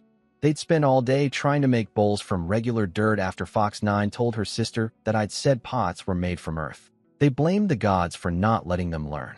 I told them it wasn't the gods, they just needed the right kind of clay. I set my lake mud near the fire to thaw, and once the ice melted out of it, the texture felt promising. Then I realized I had no idea about the proper water ratios or technique. I asked the system for help. It offered books, video files, and something called Pottery Making Knowledge Memory for 600 points, information downloaded directly into my brain. I bought that instantly. Reading books could wait. I needed the knowledge now. The pottery knowledge downloaded into my brain worked perfectly. I pulled a rough but solid clay pot out of the makeshift kiln. Fox 9 and Red Fox stared with huge eyes. They'd spent all day yesterday failing with regular dirt and had almost given up believing it was possible. Fox 9 picked up the pot carefully and was thrilled it didn't crumble. I put her in charge of pottery production and teaching the others. For dinner, Fox 9 used her new pot to make fish soup. I added some tomatoes from the system, and the sweet-sour smell drew every beast girl away from the grilled fish to crowd around the tiny pot. I sat by a separate fire with a piece of grilled fish, secretly sprinkling chili powder on it. One bite of that spicy, crispy fish, and I was in heaven. Of course, Cat Knight's nose caught me instantly. She climbed onto my lap demanding a taste. I warned her it was spicy, but she bit down before I finished talking. Chili powder smeared across her face. 3 seconds of bliss. Then she was screaming, rolling around in my arms, face bright red. I shoved clean snow into her mouth to cool her down. She declared it was demon food and ran away. Gigi snuck up behind me wanting to try too. She was smarter about it, took a tiny taste, and handled the heat fine. She marched off proudly calling Cat Knight a coward, clearly savoring her little victory in their ongoing rivalry. After lunch, I sat down with a notebook and wrote out my goals. Food was temporarily solved. Still needed a bathing area, a toilet, finishing archery training, building a defensive fence around camp. The big objectives were taking back the wasteland from the Black Sheep tribe and dealing with the large tribe near the Gazing Snow Mountains that was capturing shamans. Long-term, find rare items, unlock special products, upgrade the system shop.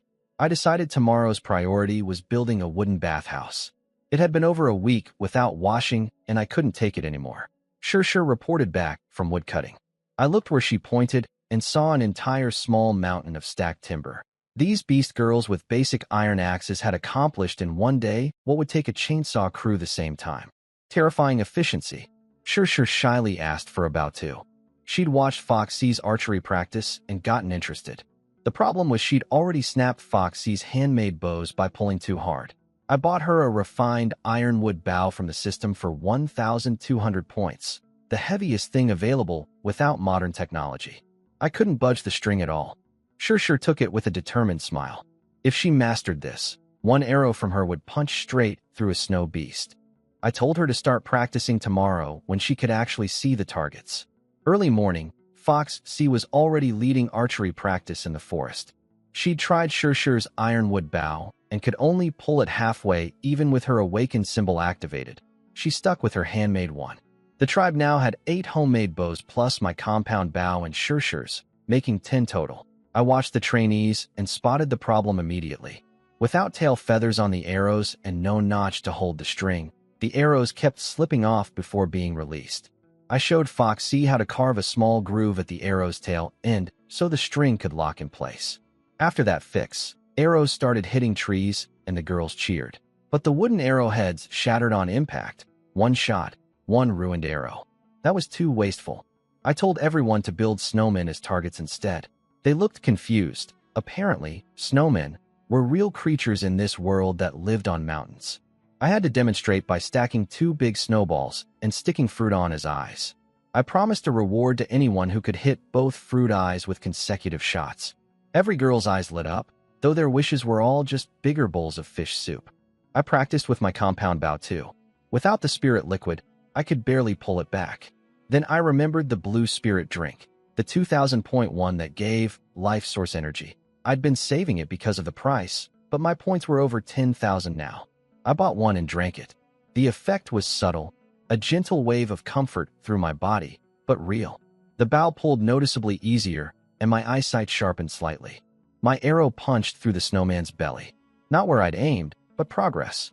Then a massive crash came from Shure's direction. She'd fired her ironwood bow, and the arrow had blown a hole clean through a tree trunk, the arrow itself disintegrating into dust from the impact. Foxy gulped. I stared. That was basically a human sniper rifle. Her accuracy was terrible, but it didn't matter. Against something the size of a snow beast, she could just walk up close and fire. The arrow would go straight through before the thing could even swing at her. After practice, we had breakfast, fish soup and grilled fish again. I was getting sick of fish. The hunting teams hadn't found any other food sources nearby. The mountain paths were too icy to climb, and the surrounding snowfields were easy to get lost in. I'd probably need to buy a batch of different food from the system soon. After eating, I gathered Shure, Long, and some helpers to carry timber and follow me to the lake. Today's mission, build the tribe's first wooden structure, a bathhouse. I desperately needed a bath after over a week, and there was no plumbing in this world, so we'd have to build everything by hand right next to the water source. I brought everyone to the frozen lake at noon. Red Fox came along too, curious about fishing. I left Foxy, Little Man, and Gray to guard the camp. Foxy alone as an awakened warrior could handle most threats, and we weren't far away. I sent Long's group to fish while I stared at the pile of timber, trying to figure out the simplest way to build a cabin. I bought wood building knowledge from the system for 800 points. Memories of 100 different construction methods poured into my brain instantly. I settled on the most basic approach: log cabin with mortise and tenon joints. No need to split logs into planks. Just carve notches on both sides of each log so they lock together when stacked. I bought a hand drill and a wood saw from the system, then got to work. First step was clearing snow and laying 4 logs as the foundation, with sharpened stakes driven into the ground on both sides to keep everything anchored against the wind. Fox 9 watched the whole time, her eyes getting brighter with every step. I could tell she was memorizing the technique. For the roof, I used a traditional triangle shape. A flat roof would collapse under snow within a week out here. Everything was joined the same way, notches and wooden pegs hammered in with an axe. With everyone helping, we finished before dark. The little cabin had a small window up high and a door on one side. I stuffed every gap between logs with small wood pieces, then coated the outside with golden oil fruit to protect against moisture and rot. I wasn't sure the fruit oil would actually work for waterproofing, but it was worth trying. Red Fox stared at the finished cabin in amazement. Most tribes in this world lived in caves or hollowed-out trees. She'd seen some tribes build shelters from hides and sticks, but those collapsed in any wind. This was something entirely different, solid walls that wouldn't blow over. Inside was small, about 4 square meters, but bigger than a snow house. Light leaked through the cracks between logs. I pointed at different spots, planning where to put a candle lamp and a bathtub. Hot bath in a snowstorm. That was the dream. I had everyone gather stones to build a heating platform underneath.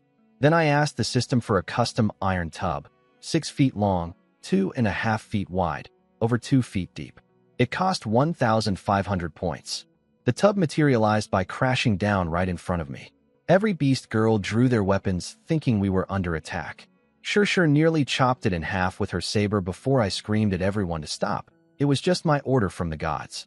Sure carried the tub inside and set it into the stone platform I'd designed. Below it was a space for fire to heat the water. The floor was covered in small stones with mud on top, so nobody would cut their feet.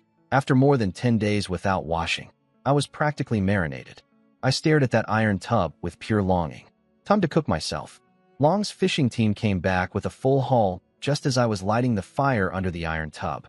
Everyone stared at me with worried faces, still convinced I was going to cook myself alive. I told Cat Knight to watch the fire for me, pull wood away if the water got too hot. She nodded seriously, promising not to boil me. I stripped down and climbed into the tub. There was a wooden board at the bottom, so I wouldn't burn my backside. Cold wind blew in through the little window while hot water surrounded me, and I nearly melted with relief. After scrubbing off over 10 days of grime, I leaned back against the edge and just soaked. Cat Knight was supposed to be tending the fire, but her eyes kept drifting toward me. Then she asked if she could wash too. My brain short-circuited.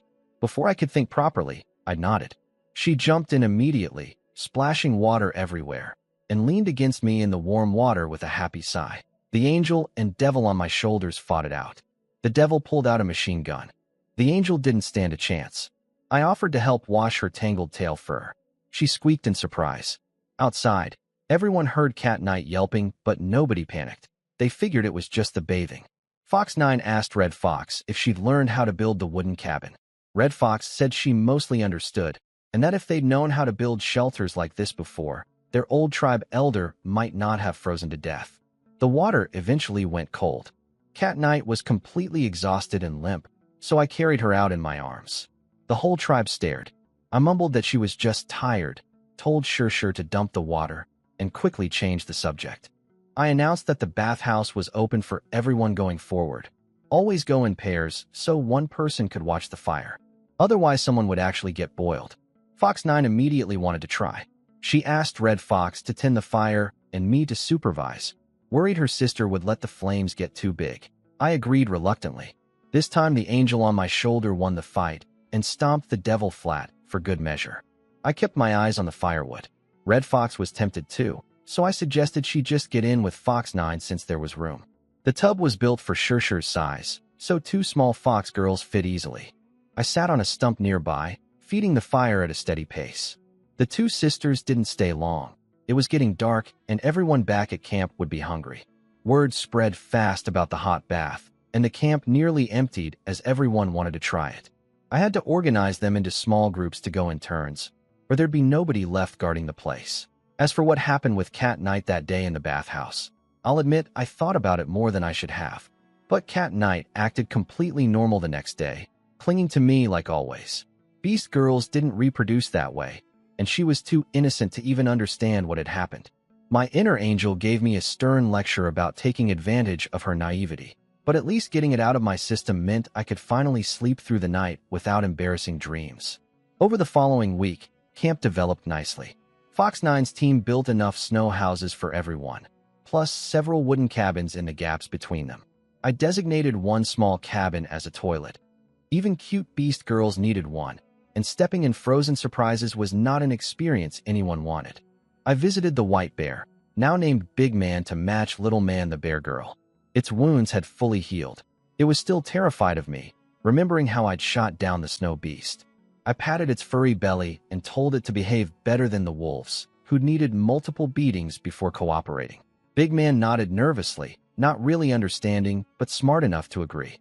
Then Fox C came sprinting over, beaming. She'd done it. 2 consecutive arrows hitting both fruit eyes on the snowman from about 70 meters in windy snow.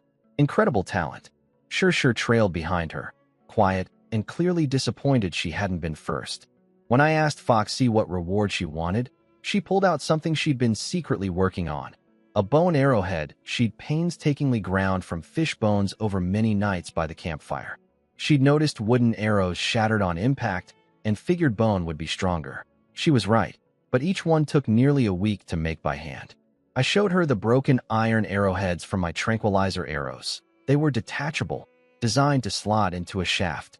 If she made arrowheads that could be removed and reattached to new wooden shafts, one head could last through many arrows. Her eyes lit up. She asked for those iron heads as her reward and ran back to the training ground buzzing with new ideas. Sure stood there silently after Foxy left.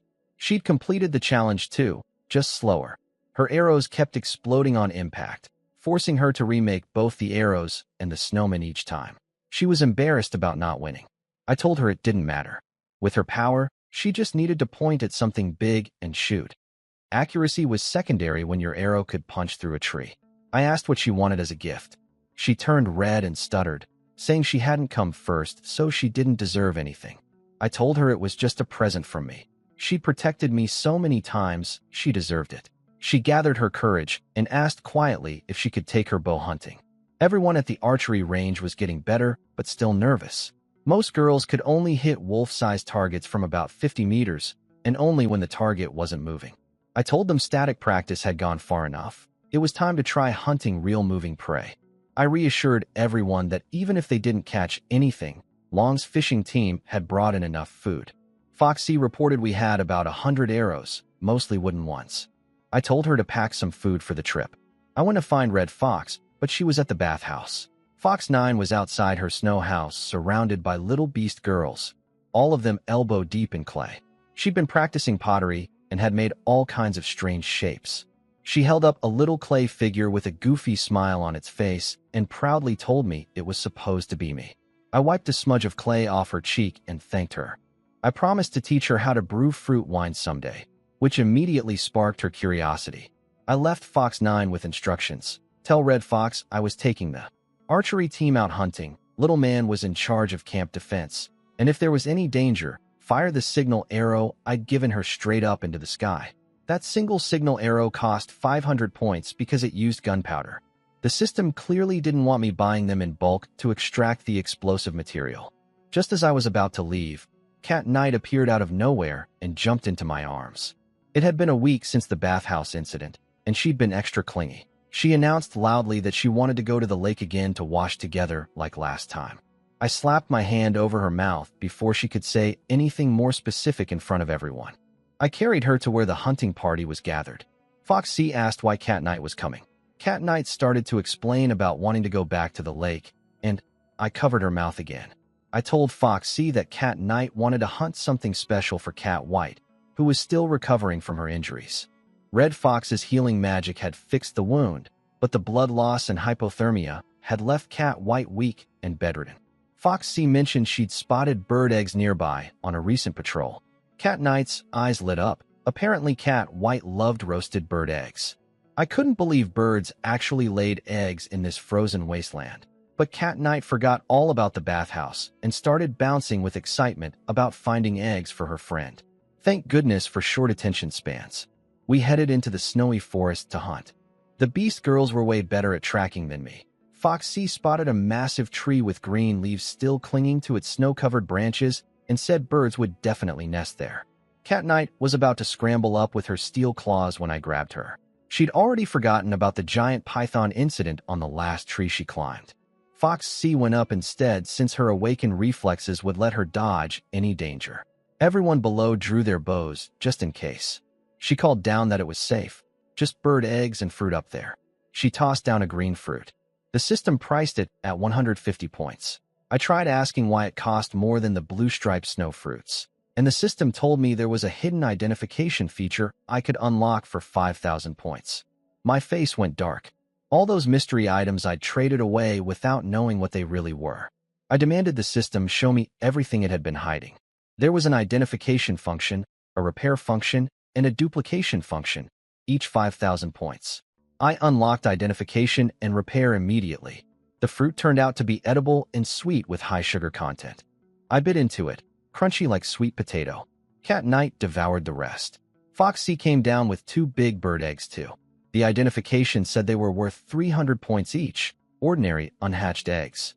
Cat Knight wrapped them carefully in fur on her back, convinced they'd help Cat White recover. We pushed deeper into a snowy forest. Suddenly Foxy's ears twitched, and she froze. Something was running toward us. I told everyone to stay together this time. We had bows now. We weren't defenseless. We crept forward and heard screaming. 3 girls came sprinting out of the trees straight toward us. Behind them was a swarm of massive blue spiders, the biggest one nearly 3 meters tall with ice-covered legs, 8 eyes, 1 bleeding blue, and a mouth spraying freezing web nets. The white-haired girl in front was yelling at the other 2, blaming them while also announcing she planned to let the spiders eat them so she could escape. The 2 behind her screamed back that she was the one who'd provoked the spiders in the first place, and that their shaman had made a terrible mistake sending them out with her. The 3 girls running from the spiders were a mess. The white-haired one called Rebel Moon was yelling that she'd let the other 2 get eaten so she could escape. A rabbit girl named Sad Moon was crying and giving away the location of her secret fruit stash like it was her last will. But then Rebel Moon changed her mind, grabbed both of them, and threw them up a snowy slope to buy time. She turned around with a stone dagger and stabbed a small spider through the eye. She muttered that their shaman had sent them on this mission on purpose, and that the shaman wasn't the same person she used to be. Our arrows hit the small spiders swarming around her just in time. Foxy walked down the slope with a smirk. She recognized Rebel Moon immediately. Still the same terrible attitude, Foxy said. Turns out these 3 were scouts sent by the Black Sheep tribe to find Red Fox. Rebel Moon didn't deny it. Foxy told her she was now a prisoner and to sit down. I used my new identification feature on the big spider. Ice Spike Spider, mature 2nd-tier low-rank magical beast. Ice armor on its body deflects attacks. Mouth sprays freezing webs that trap enemies. Then its sharp legs pierce them, worth every point of that 5,000-point unlock. So this world really did have ranked magical beasts, proper fantasy world stuff. I couldn't help wondering if there were dragon islands across the sea with dragon girls on them. Our arrows bounced off the big spider's ice armor. Only Foxy's shots could barely stick in the surface. She'd already taken out 2 of its 8 eyes with precision shots. I handed Shurshur an iron arrow. Foxy couldn't pierce the armor, and neither could I, but Shurshur was a different story. Her forehead symbol blazed, and she drew that ironwood bow until it shook. Even Rebel Moon on the ground felt the terrifying pressure. The arrow screamed through the air with a sonic boom. It punched clean through the spider's side, severing one of its front legs and coming out the other side. Blue blood sprayed across the snow, and the giant spider crashed down. While it was stunned, I put an arrow through another eye. My accuracy was really improving. The spider tried one more ice web attack. Shurshur slammed it down with her saber before it reached us, but the blade instantly frosted over. The system's description of trapping enemies was underselling it. That web would freeze you into an ice sculpture on contact. I shot an arrow into the spider's mouth as it tried to charge another blast, freezing its own face. Then I smacked Shurshur on the back and told her to finish it. She charged in. The remaining small spiders rushed to protect their leader, but Fox C and the other archers dropped them with 100 arrows before they got close. Sure reached the big spider, chopped off its remaining legs, then drove her blade straight through its unarmored face. Blue blood erupted everywhere. It twitched a few times and went still. The whole fight was clean and fast. Behind us, Rebel Moon and her two companions stood frozen with their mouths hanging open, unable to believe what they'd just witnessed. After the battle, everyone started processing the spider corpses. Fox C told me the meat was edible but scarce. The real value was in the legs, which could be made into weapons. She handed me one. The blue leg was covered in sharp ice spikes, and the moment I touched one, frost spread across my finger and it went numb. Fox C panicked and grabbed my hand, putting my frozen finger in her mouth to warm it up. The soft, warm feeling melted the frost instantly, and my fingers started tingling back to life. It also made my heart race in a way that had nothing to do with frostbite. I pulled my hand back before things got awkward with everyone watching. The system detected the spider body as a rare item, 2,000 points straight or 200 plus a new special product. I chose the unlock. For the first time, instead of another weird flavored drink, I got a whole weapon series. Ice Spike Spear, Ice Spike Warblade, Ice Spike Longbow, and Ice Spike Warhammer. They looked incredible in the shop images, crystal blue and deadly. Prices ranged from 2,300 to 3,000 points. Tempting, but I needed to save my remaining 20,000 plus points. Then Sure jogged over with something even better. She'd cut into the big spider's head and pulled out a blue crystal stone. The identification system told me it was an ice spike crystal, the spider's magical core, used for crafting magic staffs or spell scrolls. I asked Sure what the tribes normally did with these. She said shamans made them into staffs, and one shaman had once ground one up and put it in a potion. The person who drank it froze into an ice block. So did the shaman who made it. They nearly died. So basically, the Beast Girls had no idea how to properly use these things. The system flagged the crystal as rare too, 3,000 points or 300 plus a new unlock. I went with the unlock again. We had enough loot to head back. Over 30 spider corpses for just 10 of us to carry. I told Sure to help everyone pack up, but she didn't move. She stood there with red eyes, looking like she was about to cry, her expression full of pain and guilt. Something was clearly wrong. I looked up at her, waiting. Sure was standing there looking like she was about to cry. I asked what was wrong. She lifted her saber. The blade had chips and cracks from cutting through the ice spider's frozen armor. She felt terrible for not protecting the weapon I'd given her. I took the sword and silently activated the repair function. Cost me 20.5 points. The system couldn't even round down that half point.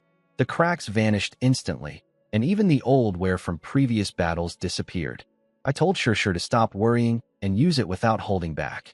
She turned bright red trying to say thank you, managed only, I'll go help, and ran off.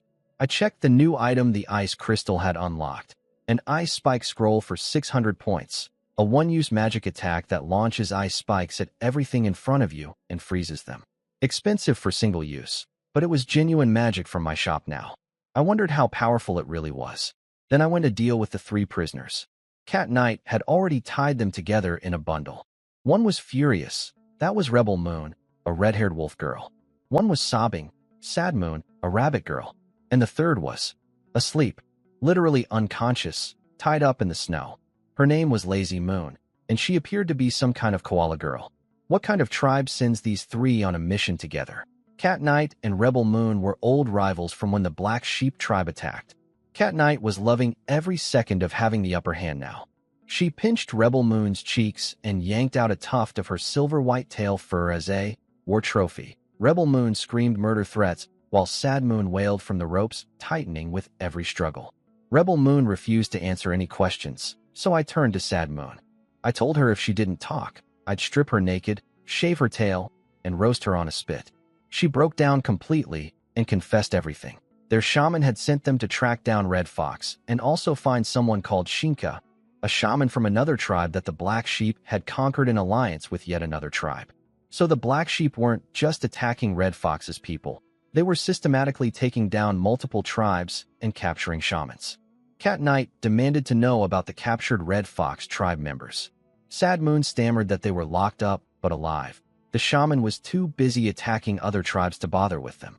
She clearly understood that if those prisoners were dead, she'd be joining them. Cat Knight puffed up her chest and declared that once we were ready, we'd strike back at the Black Sheep tribe and lock them all up instead. Rebel Moon sneered that we'd never beat the Black Sheep tribe because their shaman now had way more warriors than before. I ignored the trash talk and asked why the Black Sheep would send these 3 disasters on a scouting mission. One rebel who wouldn't follow orders, one crybaby rabbit, and one girl who literally fell asleep while tied up as a prisoner. Sad Moon broke down crying and said she genuinely didn't know the reason. The shaman had just called Rebel Moon in for a private talk, and then she and Lazy Moon got dragged along. Rebel Moon refused to say anything. I tried threatening to pull her tail fur like Cat Knight had done, but she declared she didn't fear pain and would never submit. Her eyes were dead serious. Pulling fur and making threats worked on Sad Moon, but this wolf girl was a different breed. Then I noticed her bare feet after removing her tattered fur boots. Her toenails were white like gemstones, glinting in the snow light. But more importantly, I had an idea. I told Cat Knight to hold down Rebel Moon's legs. Then I started tickling the soles of her feet. She exploded into uncontrollable laughter. Not happy laughter, the desperate, agonized kind. She screamed she'd never beg for mercy. I wasn't in any rush. Foxy's team still needed time to process the spider corpses. 20 minutes later, Rebel Moon was drenched in sweat, gasping, and her laughter had turned into sobbing. The wolf girl who'd never cried in front of anyone finally cracked. She confessed through tears. The Black Sheep shaman had sent her out supposedly to search for Red Fox and another escaped shaman named Shinka, but Rebel Moon knew the real reason. The shaman just wanted to get rid of her because she never obeyed orders. As for the other 2, Rebel Moon had actually asked the war chief to add them herself because she didn't want to be lonely. So Sad Moon and Lazy Moon were dragged into this frozen wasteland not by the shaman's command, but because of Rebel Moon's whim. Sad Moon's expression shifted from fear to anger to relief, so her suffering out here wasn't even an official mission. I put Rebel Moon's boots back on. They were 3 outcasts the tribe had thrown away: a crying rabbit, a sleeping koala, and a disobedient wolf. The shaman probably figured sending them out was cheaper than feeding 3 useless mouths. My words hit home. Rebel Moon and Sad Moon both went quiet with sadness. After a long silence, Rebel Moon sniffled and started to say something about how the Black Sheep shaman used to be different. Rebel Moon finally opened up. She said the Black Sheep shaman used to be a kind person who took in homeless beast girls from destroyed tribes. That's how their group was formed in the first place. But recently, the shaman was taken to the gazing snow mountains where a divine shaman had summoned many tribal shamans. After she came back, she completely changed. This matched what the goblin leader had told us. Someone powerful in those mountains was gathering shamans, and it was changing them.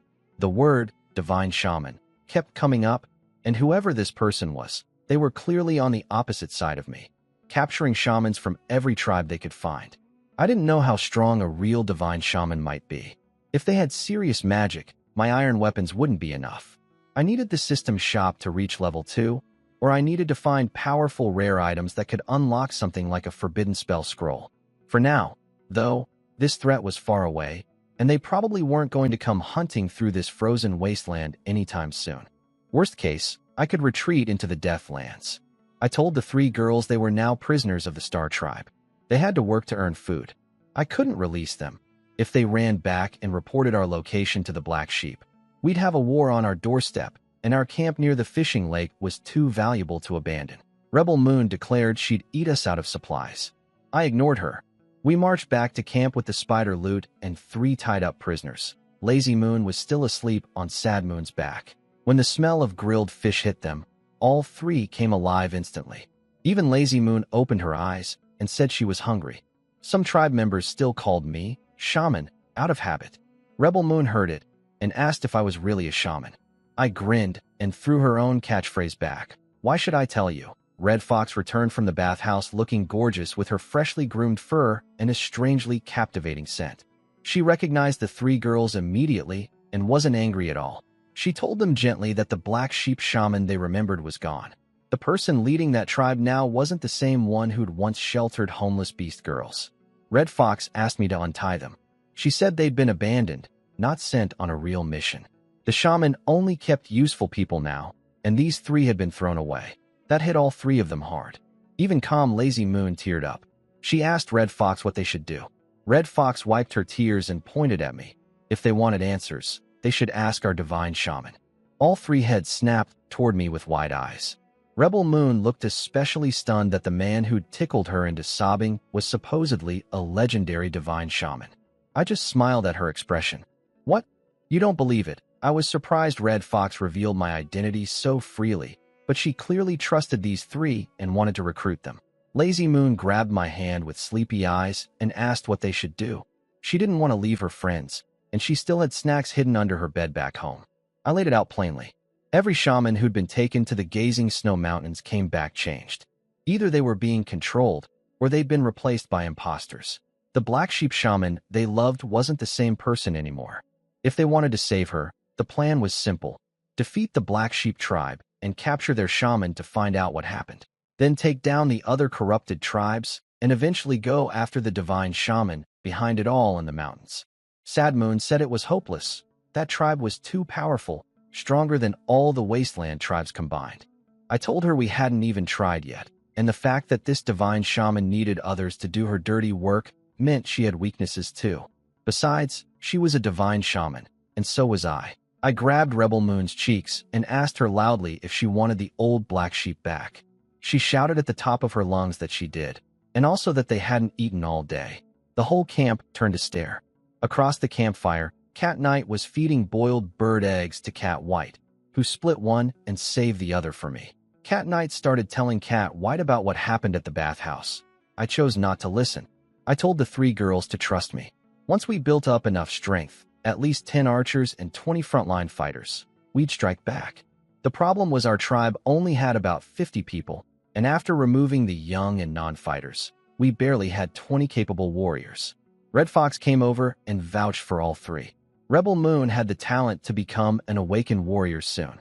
Sad Moon had learned a lot of useful knowledge from her mother despite being a crybaby. And Lazy Moon, despite sleeping constantly, had stealth abilities that surpassed even Cat Knight's. I understood. Red Fox was telling me these three were worth keeping.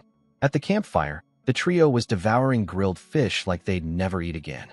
Lazy Moon was actually awake for once, warmed by the fire, clutching a piece of fish and telling the other two it was better than their dried meat rations. Even stubborn Rebel Moon was too hungry to maintain her tough act. I sat down next to them and offered Rebel Moon a piece of roasted sweet potato. I'd bought a batch from the system because I was sick of fish. The whole tribe had fallen in love with them, and the little beast girl stared at the sweet potato pile in the cave every mealtime. Rebel Moon sniffed the strange new food suspiciously, then bit down on the steaming hot piece. She screamed that it was burning her mouth. I told her to spit it out before it blistered. She refused. The sweet, soft flavor had her ears standing straight up in excitement. She swallowed it down with a red face, then lunged at the piece still in my hand and bit my fingers along with the potato. I yelled that she'd bitten me. She didn't care.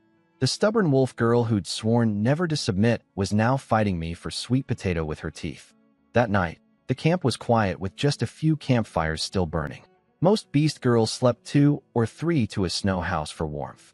I had my own little wooden cabin now, the first one built at camp. Inside was a small wooden bed with thick fur blankets, a handmade storage box, and some unfinished projects in the corner. I dumped the day's harvest of sweet grass fruits into the box, thinking about using them for brewing fruit wine.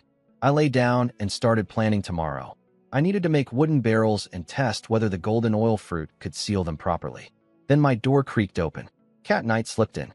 She'd been thinking about the bathhouse all day and wanted to go right now. I told her it was too late and too dangerous. She pouted and jumped onto my tiny bed, nearly falling off the edge. I pinned her down and told her to be quiet. The night guards would hear us and come bursting in thinking I was under attack. I told her we didn't need the bathhouse, but she had to stay absolutely silent. She nodded eagerly and promised. Outside, White Rabbit was on guard duty, teaching some of Long's younger girls how to sew with real needles. One girl pricked her finger and started bleeding. White Rabbit remembered my tip about putting a bleeding finger in your mouth, and the little ones were amazed when it worked. At one point, White Rabbit's long ears caught some strange sounds, creaking wood and what sounded like a cat meowing. but a girl pricking her finger distracted her, and she forgot about it. The next morning, someone pounded on my door. Food had gone missing from storage, about 4 or 5 frozen fish. I quickly wrapped myself in the blanket. Cat Knight was still dead asleep, exhausted. I told her to keep sleeping and went out to investigate. Red Fox was already in the cave counting supplies. She showed me footprints in the snow that looked like they belonged to a person, not an animal. White Rabbit had heard strange sounds around the time we'd gone to sleep, including what she thought was cat sounds. Red Fox suggested it might be catfolk thieves from outside. I coughed loudly and changed the subject. The cat sounds White Rabbit heard around that time definitely weren't from any thief. I told Red Fox not to announce the theft to everyone. Instead, we'd set a trap tonight. I'd teach her and Fox 9 how to rig it, and we'd catch whoever was sneaking into our camp. Red Fox smoothed over the missing food situation and brought Fox 9 to me at the cave. I had some sticks and rope ready to build a trap. I explained the concept to Fox 9, set something up in advance, and wait for the enemy to trigger it. I described a pit trap as an example, but since the cave floor was solid rock, I'd use a different approach. A spring-loaded snare that could also be used to catch small animals in the wild. I bent a flexible branch, tied a rope to it, ran a thin line across the cave entrance disguised against the wall, and set a trigger stick at shin height covered with snow. When someone kicked the stick, the tension would release and the rope would snag their leg and yank them upward. I grinned at Fox 9 and asked if she wanted to test it. She hesitated but agreed. The moment her shin bumped the trigger stick, the line snapped tight around her ankle and whipped her upside down. I caught her before she slammed into the rock wall and set her down gently. She was dizzy but fascinated. Red Fox sighed, saying if they'd known traps like this back at their old camp, they might not have been ambushed in the night. I told Fox 9 she could adapt the design for outdoor use by sticking 2 poles in the ground and baiting the area with food to catch small prey. She barely waited for me to finish before sprinting outside to try it with her friends. Then I brought up something I'd been neglecting. We needed a fence around the camp. Without any boundary, someone had walked right in and stolen food without anyone noticing. Red Fox looked confused. She'd never heard of enclosing a living area with wood. Her people had always lived in caves, hollow trees, or behind boulders. Wood was too precious for burning, and any structure built in the open would get destroyed by the next blizzard. I understood her reasoning, but we still needed it. A fence wouldn't just keep intruders out. It would help lost tribe members find their way back, and it would give everyone a sense of security. Even if a beast broke through, the noise would wake everyone up. Red Fox agreed. I told her I'd go explain the design to Shirshir and Foxy's teams, since they'd be doing the actual building. I also asked Red Fox to cover the cave trap with fresh snow and keep watch tonight. If she heard anything from the cave, come check immediately. She watched me jog toward the training grounds with a smile on her face. She told me later that she hadn't smiled this much since before her mother disappeared. Every burden of running the tribe, food, shelter, healing the wounded, had fallen on her shoulders when her mother left. She'd buried her desire to go search for her mother deep inside, putting the tribe first. Now that I was here, she finally felt she could hand over that weight. Once we rescued the captured tribe members, she planned to go find her mother at last. Fox C hammered a sharpened stake into the frozen ground with impressive force. I nodded approvingly. Then an explosion of dirt hit me from behind. Shirshir had driven her stake so deep that only a foot stuck out above the surface. She looked smugly at Foxy's work. I had to gently tell her the stakes needed to be the same height, and burying them didn't help keep enemies out. Everyone from the archery range joined the fence-building effort. I planned a half-circle connecting to the mountain wall, enclosing our snow houses and the cave. We didn't have enough wood for a full perimeter. Some had to be saved for firewood. I left one gap of about 3 or 4 meters open on purpose. I pulled Shirshir and Foxy aside and whispered the real reason for the gap. The food thief was still out there, watching us from somewhere nearby. The gap was bait. Once we caught them, we'd seal it up. I told both girls to keep this secret. Foxy's face went serious immediately, ready to stand guard all night. Shirshir looked like she wanted to chop the thief in half.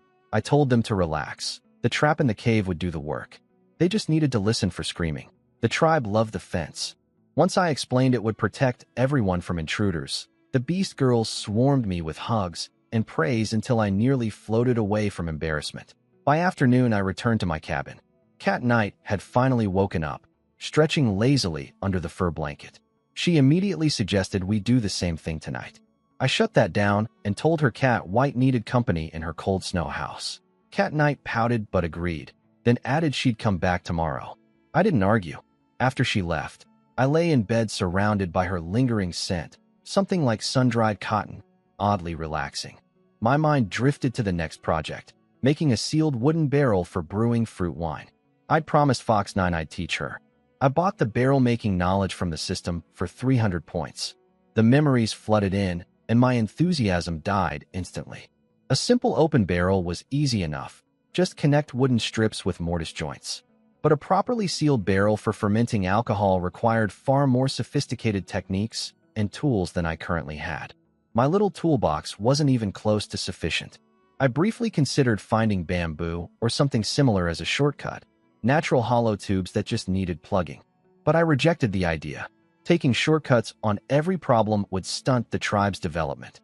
If there was a proper way to make barrels, I needed to figure it out, even if it was harder. That was the whole point of building a real civilization. The barrel project had to wait. That evening, Long's fishing team returned with only about 20 small fish. The lake was running dry. I told her to cut the fishing crew in half starting tomorrow and join Fox C's archery training instead. We couldn't rely on one food source forever, and Long needed combat skills for what was coming. After dinner, I found Gigi and some little beast girls playing with the ice spider leg parts, pretending to be warriors. Gigi was waving a spider leg around calling herself Gigi the Warrior, while a shy fold-eared girl named Red Fruit held a spider shell piece as a shield, looking terrified. I took the spider leg away from Gigi before someone got frostbitten. Those ice spikes were genuinely dangerous. Gigi hugged me and asked if I could give them something yummy. Cat Knight had apparently told her about the compressed biscuits from our very first meal together, and now all the little ones wanted to try them. I told them they could have biscuits, but they had to earn them by completing a mission. Gigi immediately saluted and pledged to complete the task. Little Red Fruit copied her, face bright red. I needed something that would burn off their energy without being too dangerous. I decided to teach them simple pit traps, much easier than the rope snare I'd shown Fox 9. Just dig a small hole, cover it with a piece of hide, sprinkle snow on top, and place bait. When an animal steps on the food, it falls through. The little ones understood instantly and wanted to rush outside into the dark right then. I stopped them. Nighttime was too dangerous. They'd go out tomorrow morning with Shur as their bodyguard. I also told them to bring the 5 fat wolves along for exercise. Those wolves had gotten so comfortable with their all-you-can-eat lifestyle that they were turning into lazy house dogs. Gigi was thrilled about going on a real hunting trip. She had her mother Long's boldness. This was the same little chinchilla who'd once snuck into a stranger's camp alone to steal soup. I handed her a red date compressed biscuit as an advance payment. She tried to refuse nobly, saying a warrior shouldn't accept rewards before completing the mission. But her nose had already caught the sweet smell, and drool was literally about to drip onto my hand. The other little ones crowded around with huge begging eyes, and I knew this trap hunting squad was going to be very motivated tomorrow. I gave Gigi the biscuit, and she immediately broke it into pieces for all her little friends. These beast girls had ridiculous strength. Even a small child could snap a rock-hard compressed biscuit with her bare hands. Back on Earth, I couldn't even break an apple without a knife. After sending the kids to bed, I checked with White Rabbit about the spider parts. She said they could be made into weapons, but the tribe's weapon crafter, a girl named Thunderflame, had been captured by the Black Sheep tribe during the attack. Without her, nobody knew how to work with these materials. White Rabbit got sad talking about it, so I rubbed her drooping rabbit ears until she perked up. I promised we'd rescue everyone once we were ready. I traded the leftover spider pieces to the system for points. I asked if I could learn to craft magic weapons from these materials, but the system told me to unlock level 2 first. So the second-tier shop would have both modern weapons and magical ones. Once I had that, combining science and magic would make me unstoppable. But what would it take to unlock level 2? Did I need to reach the Iron Age?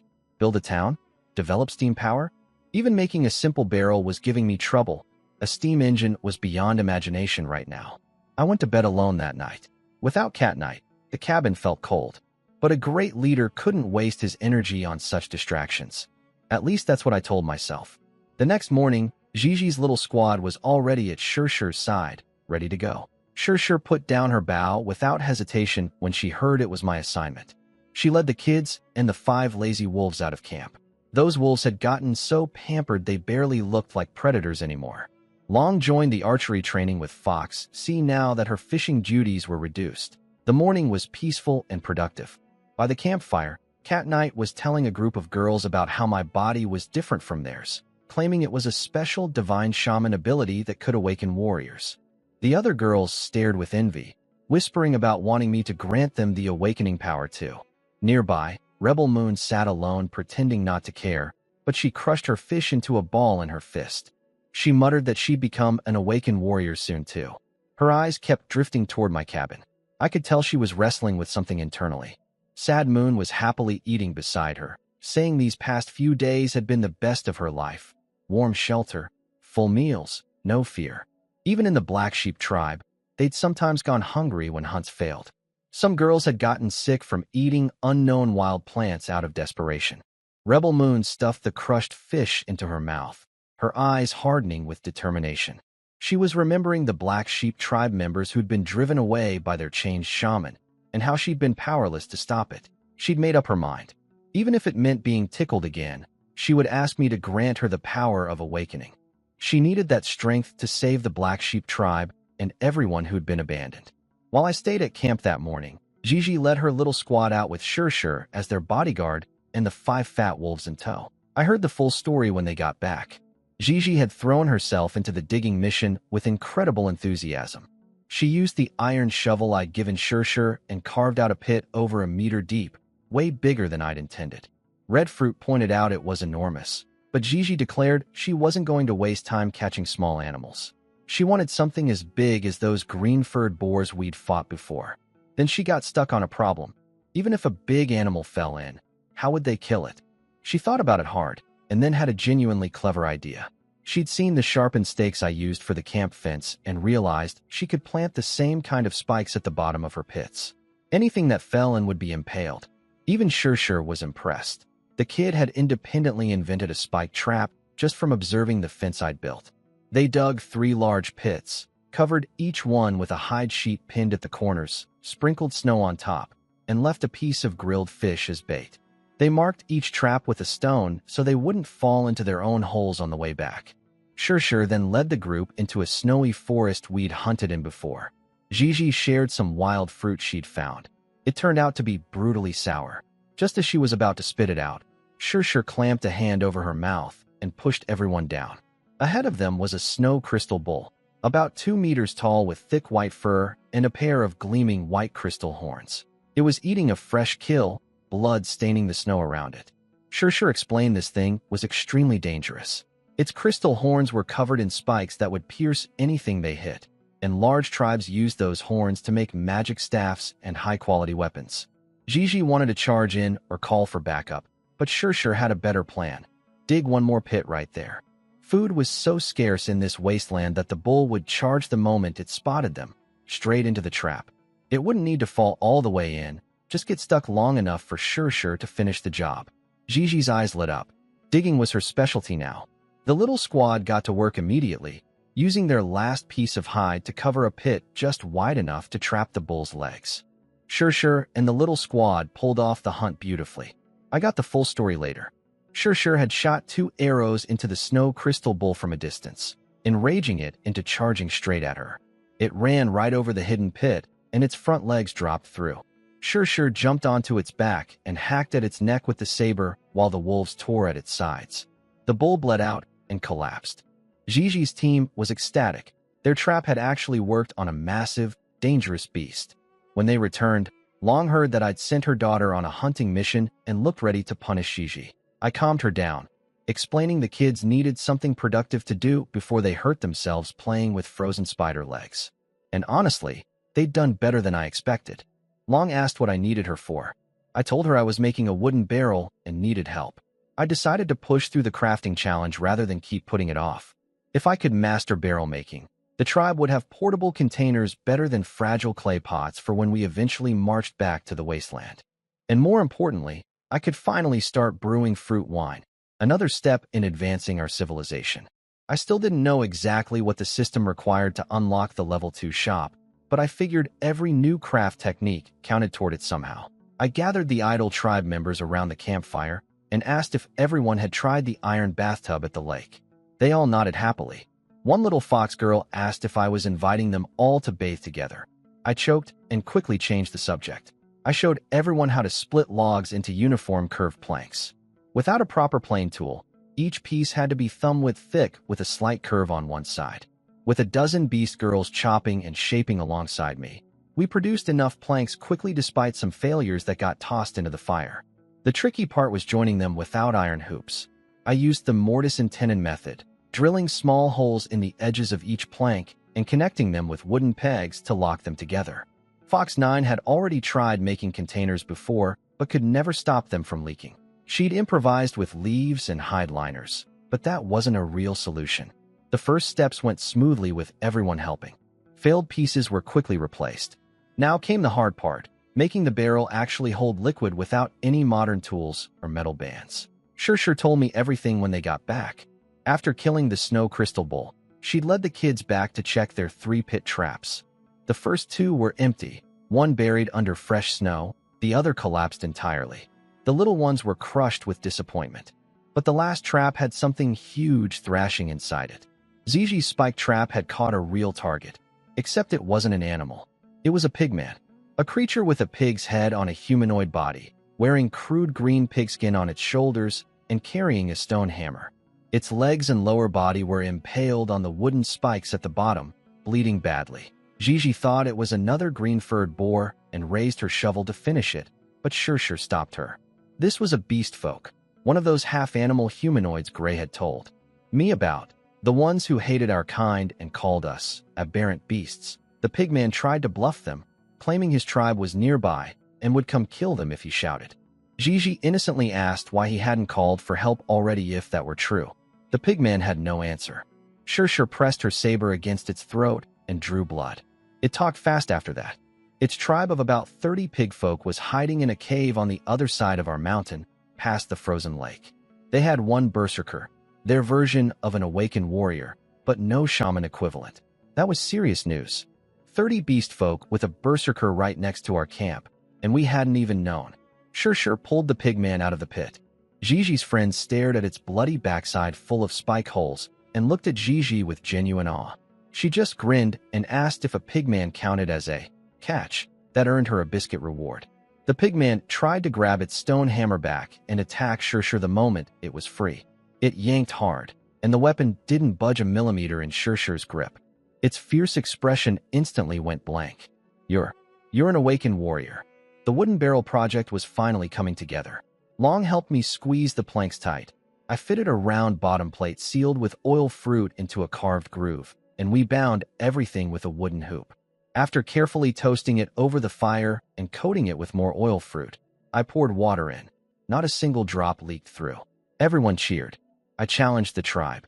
Whoever made the first watertight barrel on their own would get a wish granted. The girls scrambled for the wood pile immediately. Then Ziji's voice rang out from the gate.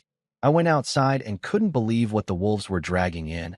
A pig-headed humanoid creature, beaten and barely conscious. An actual beast folk with a pig's face on a human body. This fantasy world kept getting more real every day. I was just grateful I had beautiful beast girls to look at instead of pig faces all day. Ziji was worried it didn't count as proper prey.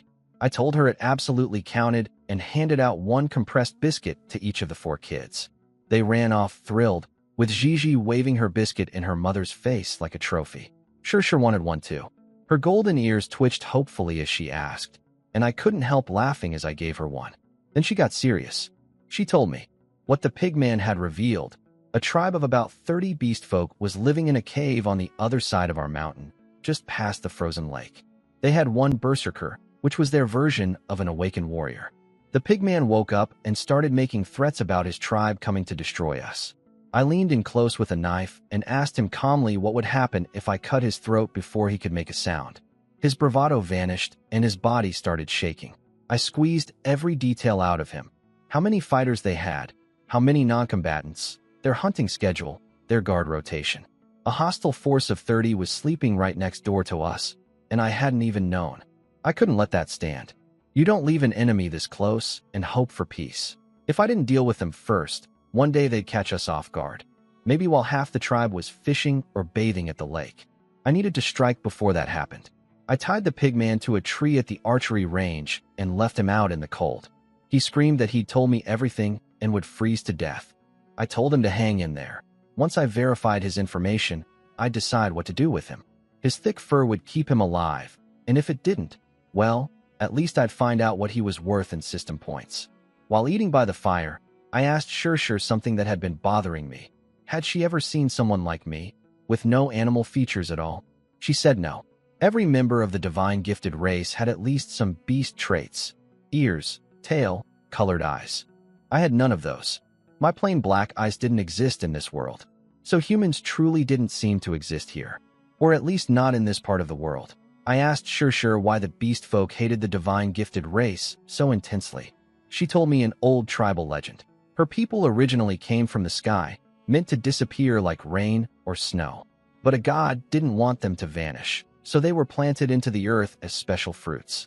When wild animals ate those fruits, the divine gifted would inherit their bodies and grow into the beast girls I knew. That meant every time a divine gifted person was born, one wild animal lost its chance to evolve into a beast folk. Every shaman born meant one fewer shaman for the beast folk side. And on top of that, the divine gifted hunted and ate the same wild animals the beast folk considered their kin. That's why they called the beast girls aberrant beasts and fought them to the death. Shir mentioned I reminded her of the god from the legend. I laughed. What kind of god nearly freezes to death in the snow? Red Fox joined us with a bowl of fish soup and picked up the conversation. She explained that in the early days, the beast folk were bigger and stronger and nearly wiped out the divine gifted. But then a shaman taught them how to sharpen stone into weapons, and they fought back to a stalemate. Now neither side could dominate the other. Red Fox had already heard about the pig folk tribe from Shir. She asked what I planned to do. I told her the attack was unavoidable. I'd scout their camp first, and if the pigman's information checked out, we'd hit them at night while they slept. Red Fox agreed, but warned me pig folk were smarter than they looked. The prisoner might have fed us false information to lead us into a trap. I told her I wasn't worried. I'd left the pigman tied to a tree in freezing weather. If he'd been lying, he'd be desperate to correct his story before I walked away for good. That terror was more reliable than any truth serum. Red Fox nodded. Shir finished her soup in one gulp and stared at me with fierce eyes, ready for orders. I told everyone my plan. Tomorrow I'd take a small team to scout the pigfolk camp. Shir and Red Fox both protested immediately, saying it was too dangerous for a shaman to go personally. But I needed to be there. Only I could use the system to assess the situation and react to surprises on the spot. Shir grabbed my arm with her tough girl face crumbling into a pleading look. That contrast nearly broke me. I told her she could come, and I'd bring Long too. Red Fox would stay behind with Fox C to guard the camp. With the wooden fence up and Fox C's archery skills, they could handle most threats. I ordered everyone to stay away from the frozen lake for the next couple of days. No bathing, no fishing. The pigfolk would notice their missing tribesmen and might come looking. That night, I couldn't sleep, running through scenarios in my head. This wasn't a game. One wrong move could get my people killed or enslaved. I had the advantage of modern knowledge and the system shop, but I refused to let overconfidence become my weakness. Cat Knight climbed through my window. Her one-day cooldown period was over, and she was ready. I told her we had a mission tomorrow, and she needed to actually sleep tonight. She begged to sleep in my bed because it was warm. I agreed on the condition she behaved. She dove under the covers before I finished my sentence, her freezing cold body making me yelp. I threatened to throw her out if she didn't stay still. She promised, then immediately draped her leg over me. It was a long night. Before dawn, Long knocked on my door. I woke Cat Knight by feeding her one of those extremely sour fruits Fiji had brought back. She bit down while still half asleep. Then her eyes flew open and she nearly screamed from the sourness. Outside, our scouting party was assembled. Shir, Long, Gray, Cat Knight, and Rebel Moon, who looked grumpy and confused because nobody had actually told her what we were doing. I shoved the same sour fruit into her mouth to wake her up. After she stopped coughing, I explained. There was a pigfolk camp right next door, and we needed to investigate it tonight. I told her I'd picked her specifically because of her strength, which made her puff up with pride immediately. Then I added that if she was too scared, I could always bring Lazy Moon instead, since her stealth was better anyway. That was all it took. Rebel Moon's competitive fire lit up, and she declared she could handle any mission. Manipulating her was too easy. A couple of compliments aimed at her ego, and she'd do anything. Rebel Moon nearly charged off alone before I could stop her. She didn't even know where the pigfolk camp was. I pulled her back and handed out white fur coats I'd bought from the system. White blended perfectly into the snow. Cat Knight was delighted with hers. It was softer than anything she'd ever worn. Before leaving, I stopped by the pigman tied to the tree. He was actually sleeping despite the freezing cold, mumbling about eating meat in his dreams. I stuffed a snowball down his pants to wake him up. After his screaming died down, I reminded him that if anything he'd told me turned out to be wrong, I'd slice him up and grill the pieces. He swore everything was true. As we walked away, I didn't see the hatred that filled his eyes the moment our backs turned. He was silently hoping his tribe's shaman would notice his absence and come looking. He'd been playing submissive, but underneath he was planning revenge, wanting to do to me exactly what I'd threatened to do to him. We passed the frozen lake and the little bathhouse. Having enemies this close meant even a bath trip was dangerous now. Following the pigman's directions, we circled to the far side of the lake and climbed a snowy ridge. Below us was a dark cave entrance with the snow cleared around it. About a dozen dark lumps sat outside the cave, too far away to identify clearly. The pigman hadn't mentioned anything outside the entrance.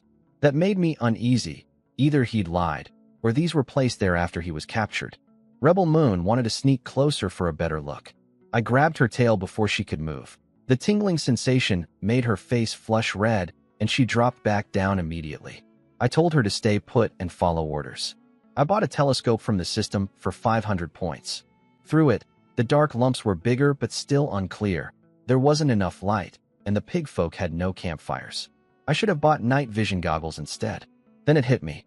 I was surrounded by animals with superior night vision. A cat, a fox, a wolf, a lion, and a chinchilla. Surely at least one of them could see in the dark better than a telescope could. It turned out everyone except me could see perfectly fine in the dark. Through the telescope, Cat Knight identified the black lumps outside the cave. 11 mossmane boars, the same type we'd fought when we first met Long's group. Those 2 boars back then hadn't been wild strays. They'd come from this pigfolk camp. Long frowned. Even before meeting me, she could barely handle 1 or 2 of those boars.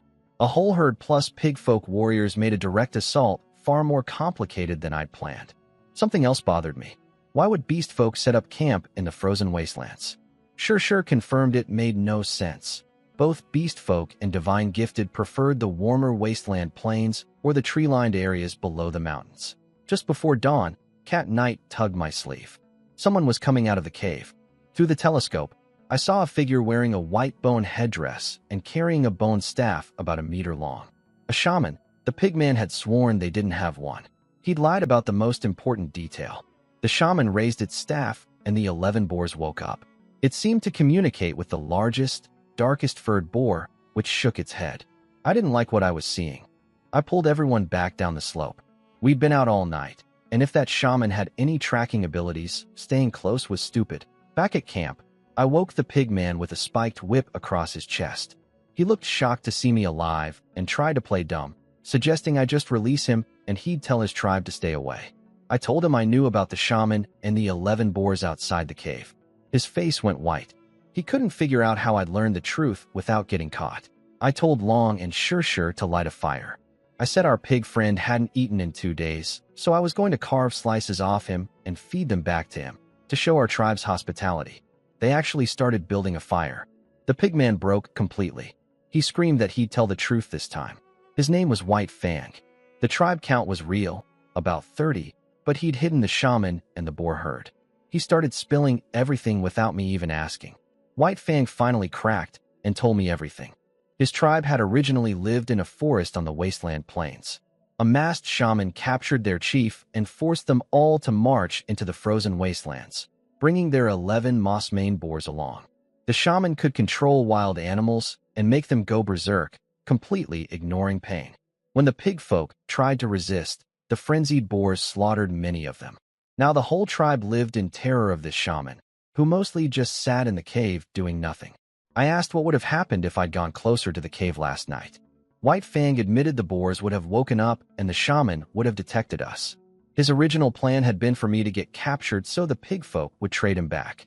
I cut a small piece of flesh from his arm and tossed it into the fire to make my point. He watched his own meat sizzle and finally understood I wasn't someone to mess with.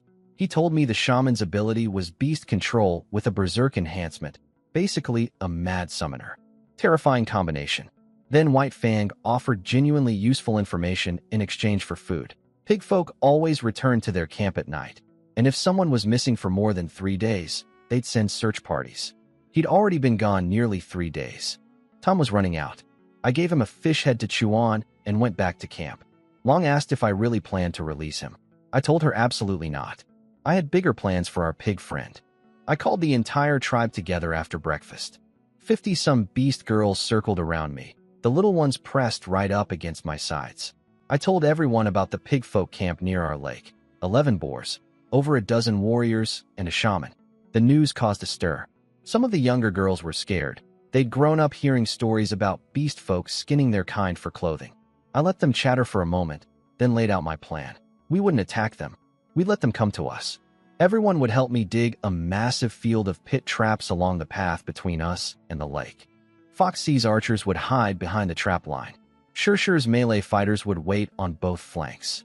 Long looked confused. She'd expected me to lead an assault. But after seeing what Gigi's little pits had accomplished against the snow crystal bull, I knew this approach would work even better at scale. Against berserk boars that charged without thinking, a field full of spiked traps would be devastating. We were going to let them walk right into our killing ground. I organized the entire tribe into battle formations.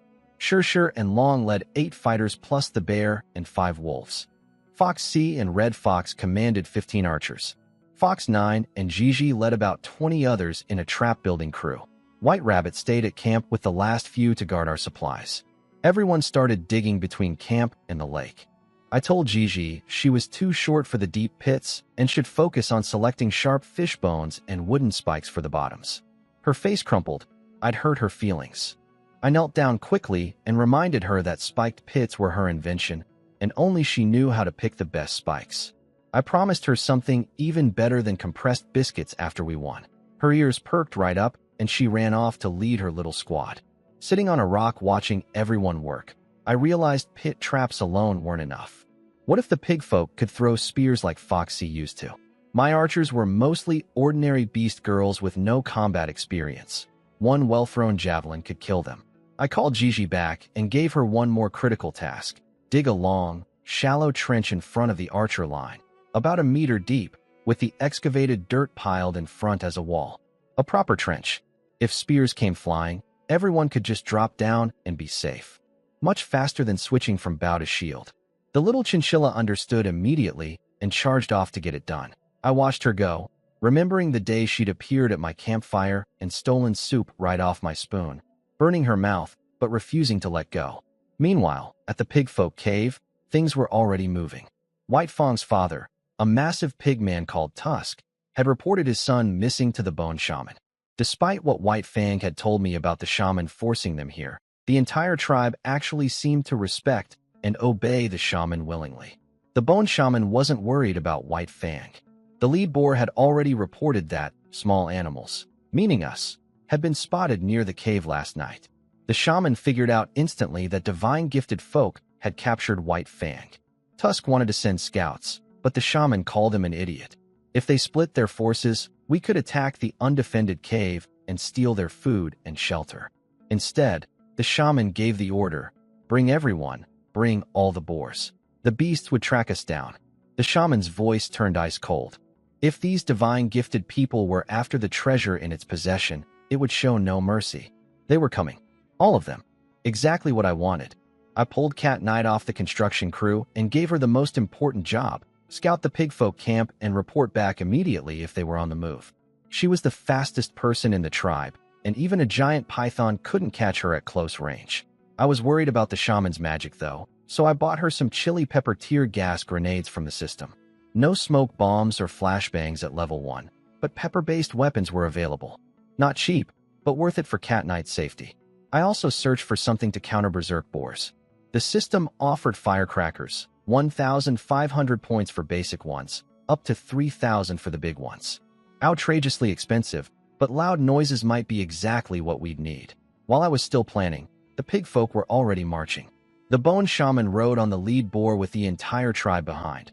All 30-something pig folk warriors plus 11 moss-mane boars. They passed our frozen lake and spotted the fishing hole and the little bathhouse.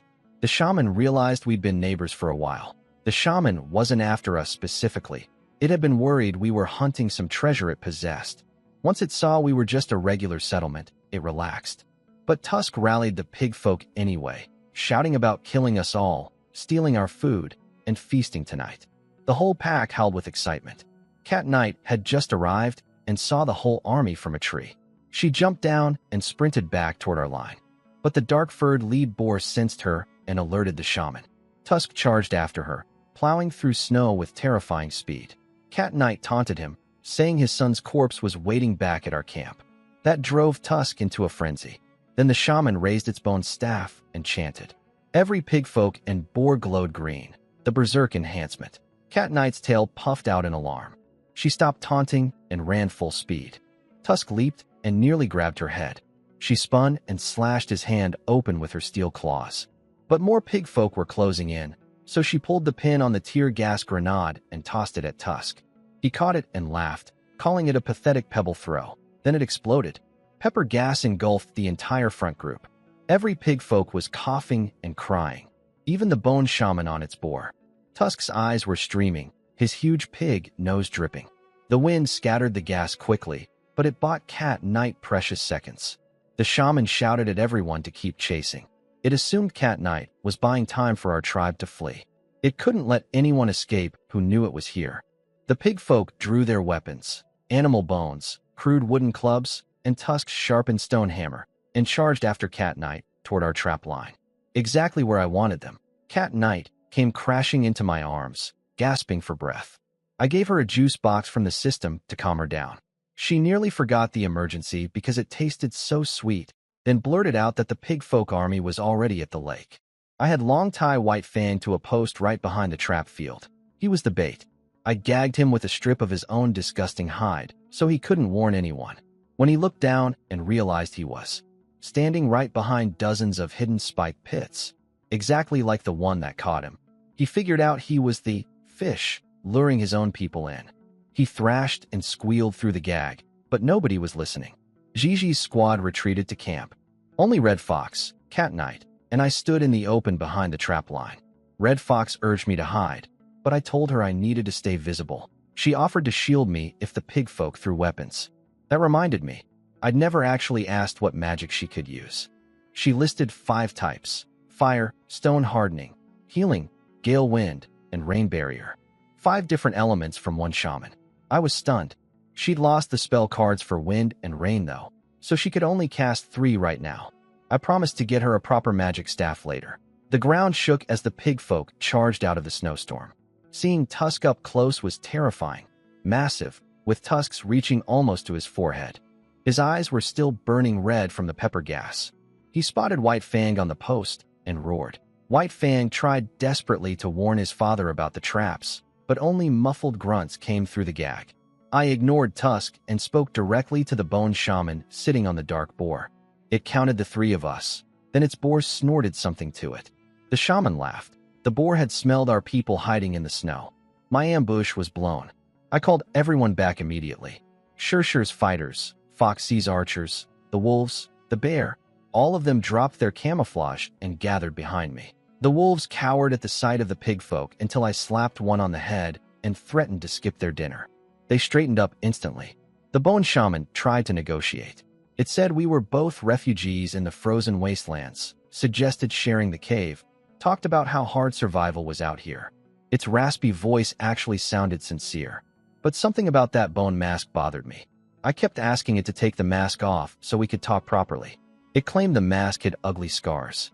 I asked again. It tried changing the subject to sharing resources. I asked again. It offered cave space. I asked again. Finally it snapped and cursed at me. That told me everything I needed to know. Whatever was behind that mask, the shaman absolutely did not want anyone to see it. And that made it the most important thing on this battlefield. Negotiations were over. I stabbed White Fang in the thigh to provoke Tusk into charging. It worked perfectly. Tusk raised his stone hammer, and the entire pigfolk army rushed forward with the boars. Tusk hit the first pit trap within steps. His nearly 3-meter frame meant the hole only swallowed his lower half. His chest and head stuck out. The boars behind him trampled right over his head, trying to keep charging. One after another, pigfolk and boars crashed into the hidden pits. Some boars plunged face first onto bone spikes that pierced straight through their skulls. Others got stuck at the edges, unable to pull free. Foxy's archers rose from the trench, hands shaking but bowstrings fully drawn. Shirshir fired her ironwood bow. The arrow punched clean through a pigman's skull stuck in a pit opening. Every arrow she shot was destroyed on impact, but so was whatever it hit. The bone shaman panicked, seeing its forces dropping into holes everywhere. It raised the bone staff and chanted for Beast God's Wrath. A blood-red mist spread to every pigfolk and boar, swelling their muscles. Red Fox recognized it as berserk magic, something she'd only seen once at the Gazing Snow Mountains. The shaman taunted me, saying my little tricks couldn't save us. I pulled out a string of firecrackers from the system, lit them with my lighter, and hurled them at the shaman. It ordered a pigman to block, expecting another pepper bomb. The firecrackers exploded with deafening cracks. The boars went insane with terror, bucking and stampeding. The shaman nearly fell off its mount. I sent Shirshir's melee squad in while the boars were still panicking. Shirshir dropped her bow and drew her saber. Gray drove her blade through a pigman's eye socket. When Tusk hauled himself out of the pit, feet bleeding, body bulging with berserk muscle, he swung his hammer at Gray. Long appeared instantly, blocking the blow. These two had been partners for years, and their coordination was flawless. Gray yanked her blade free from the corpse and slashed at Tusk's legs while Long held him. The firecrackers stopped. The shaman steadied the boars and spotted Shirshir's glowing forehead symbol, then Long's. 2 awakened warriors. It cursed. It hadn't expected this kind of force hiding in the frozen wastelands. The shaman told a boar to charge Shirshir. Its tusk clashed against her saber and actually cracked. That blade was no ordinary weapon. Then the shaman smirked, assuming I'd used up all my magic power on the firecrackers. I looked at my lighter, confused. Since when did throwing firecrackers cost magic? Before the shaman could finish its berserk spell, Red Fox stepped forward behind me. Her bone card glowed orange, and a fireball slammed into the shaman's back. Its smug grin vanished. It blocked with its arm, taking the hit, but the interrupted spell left its warriors only half enhanced.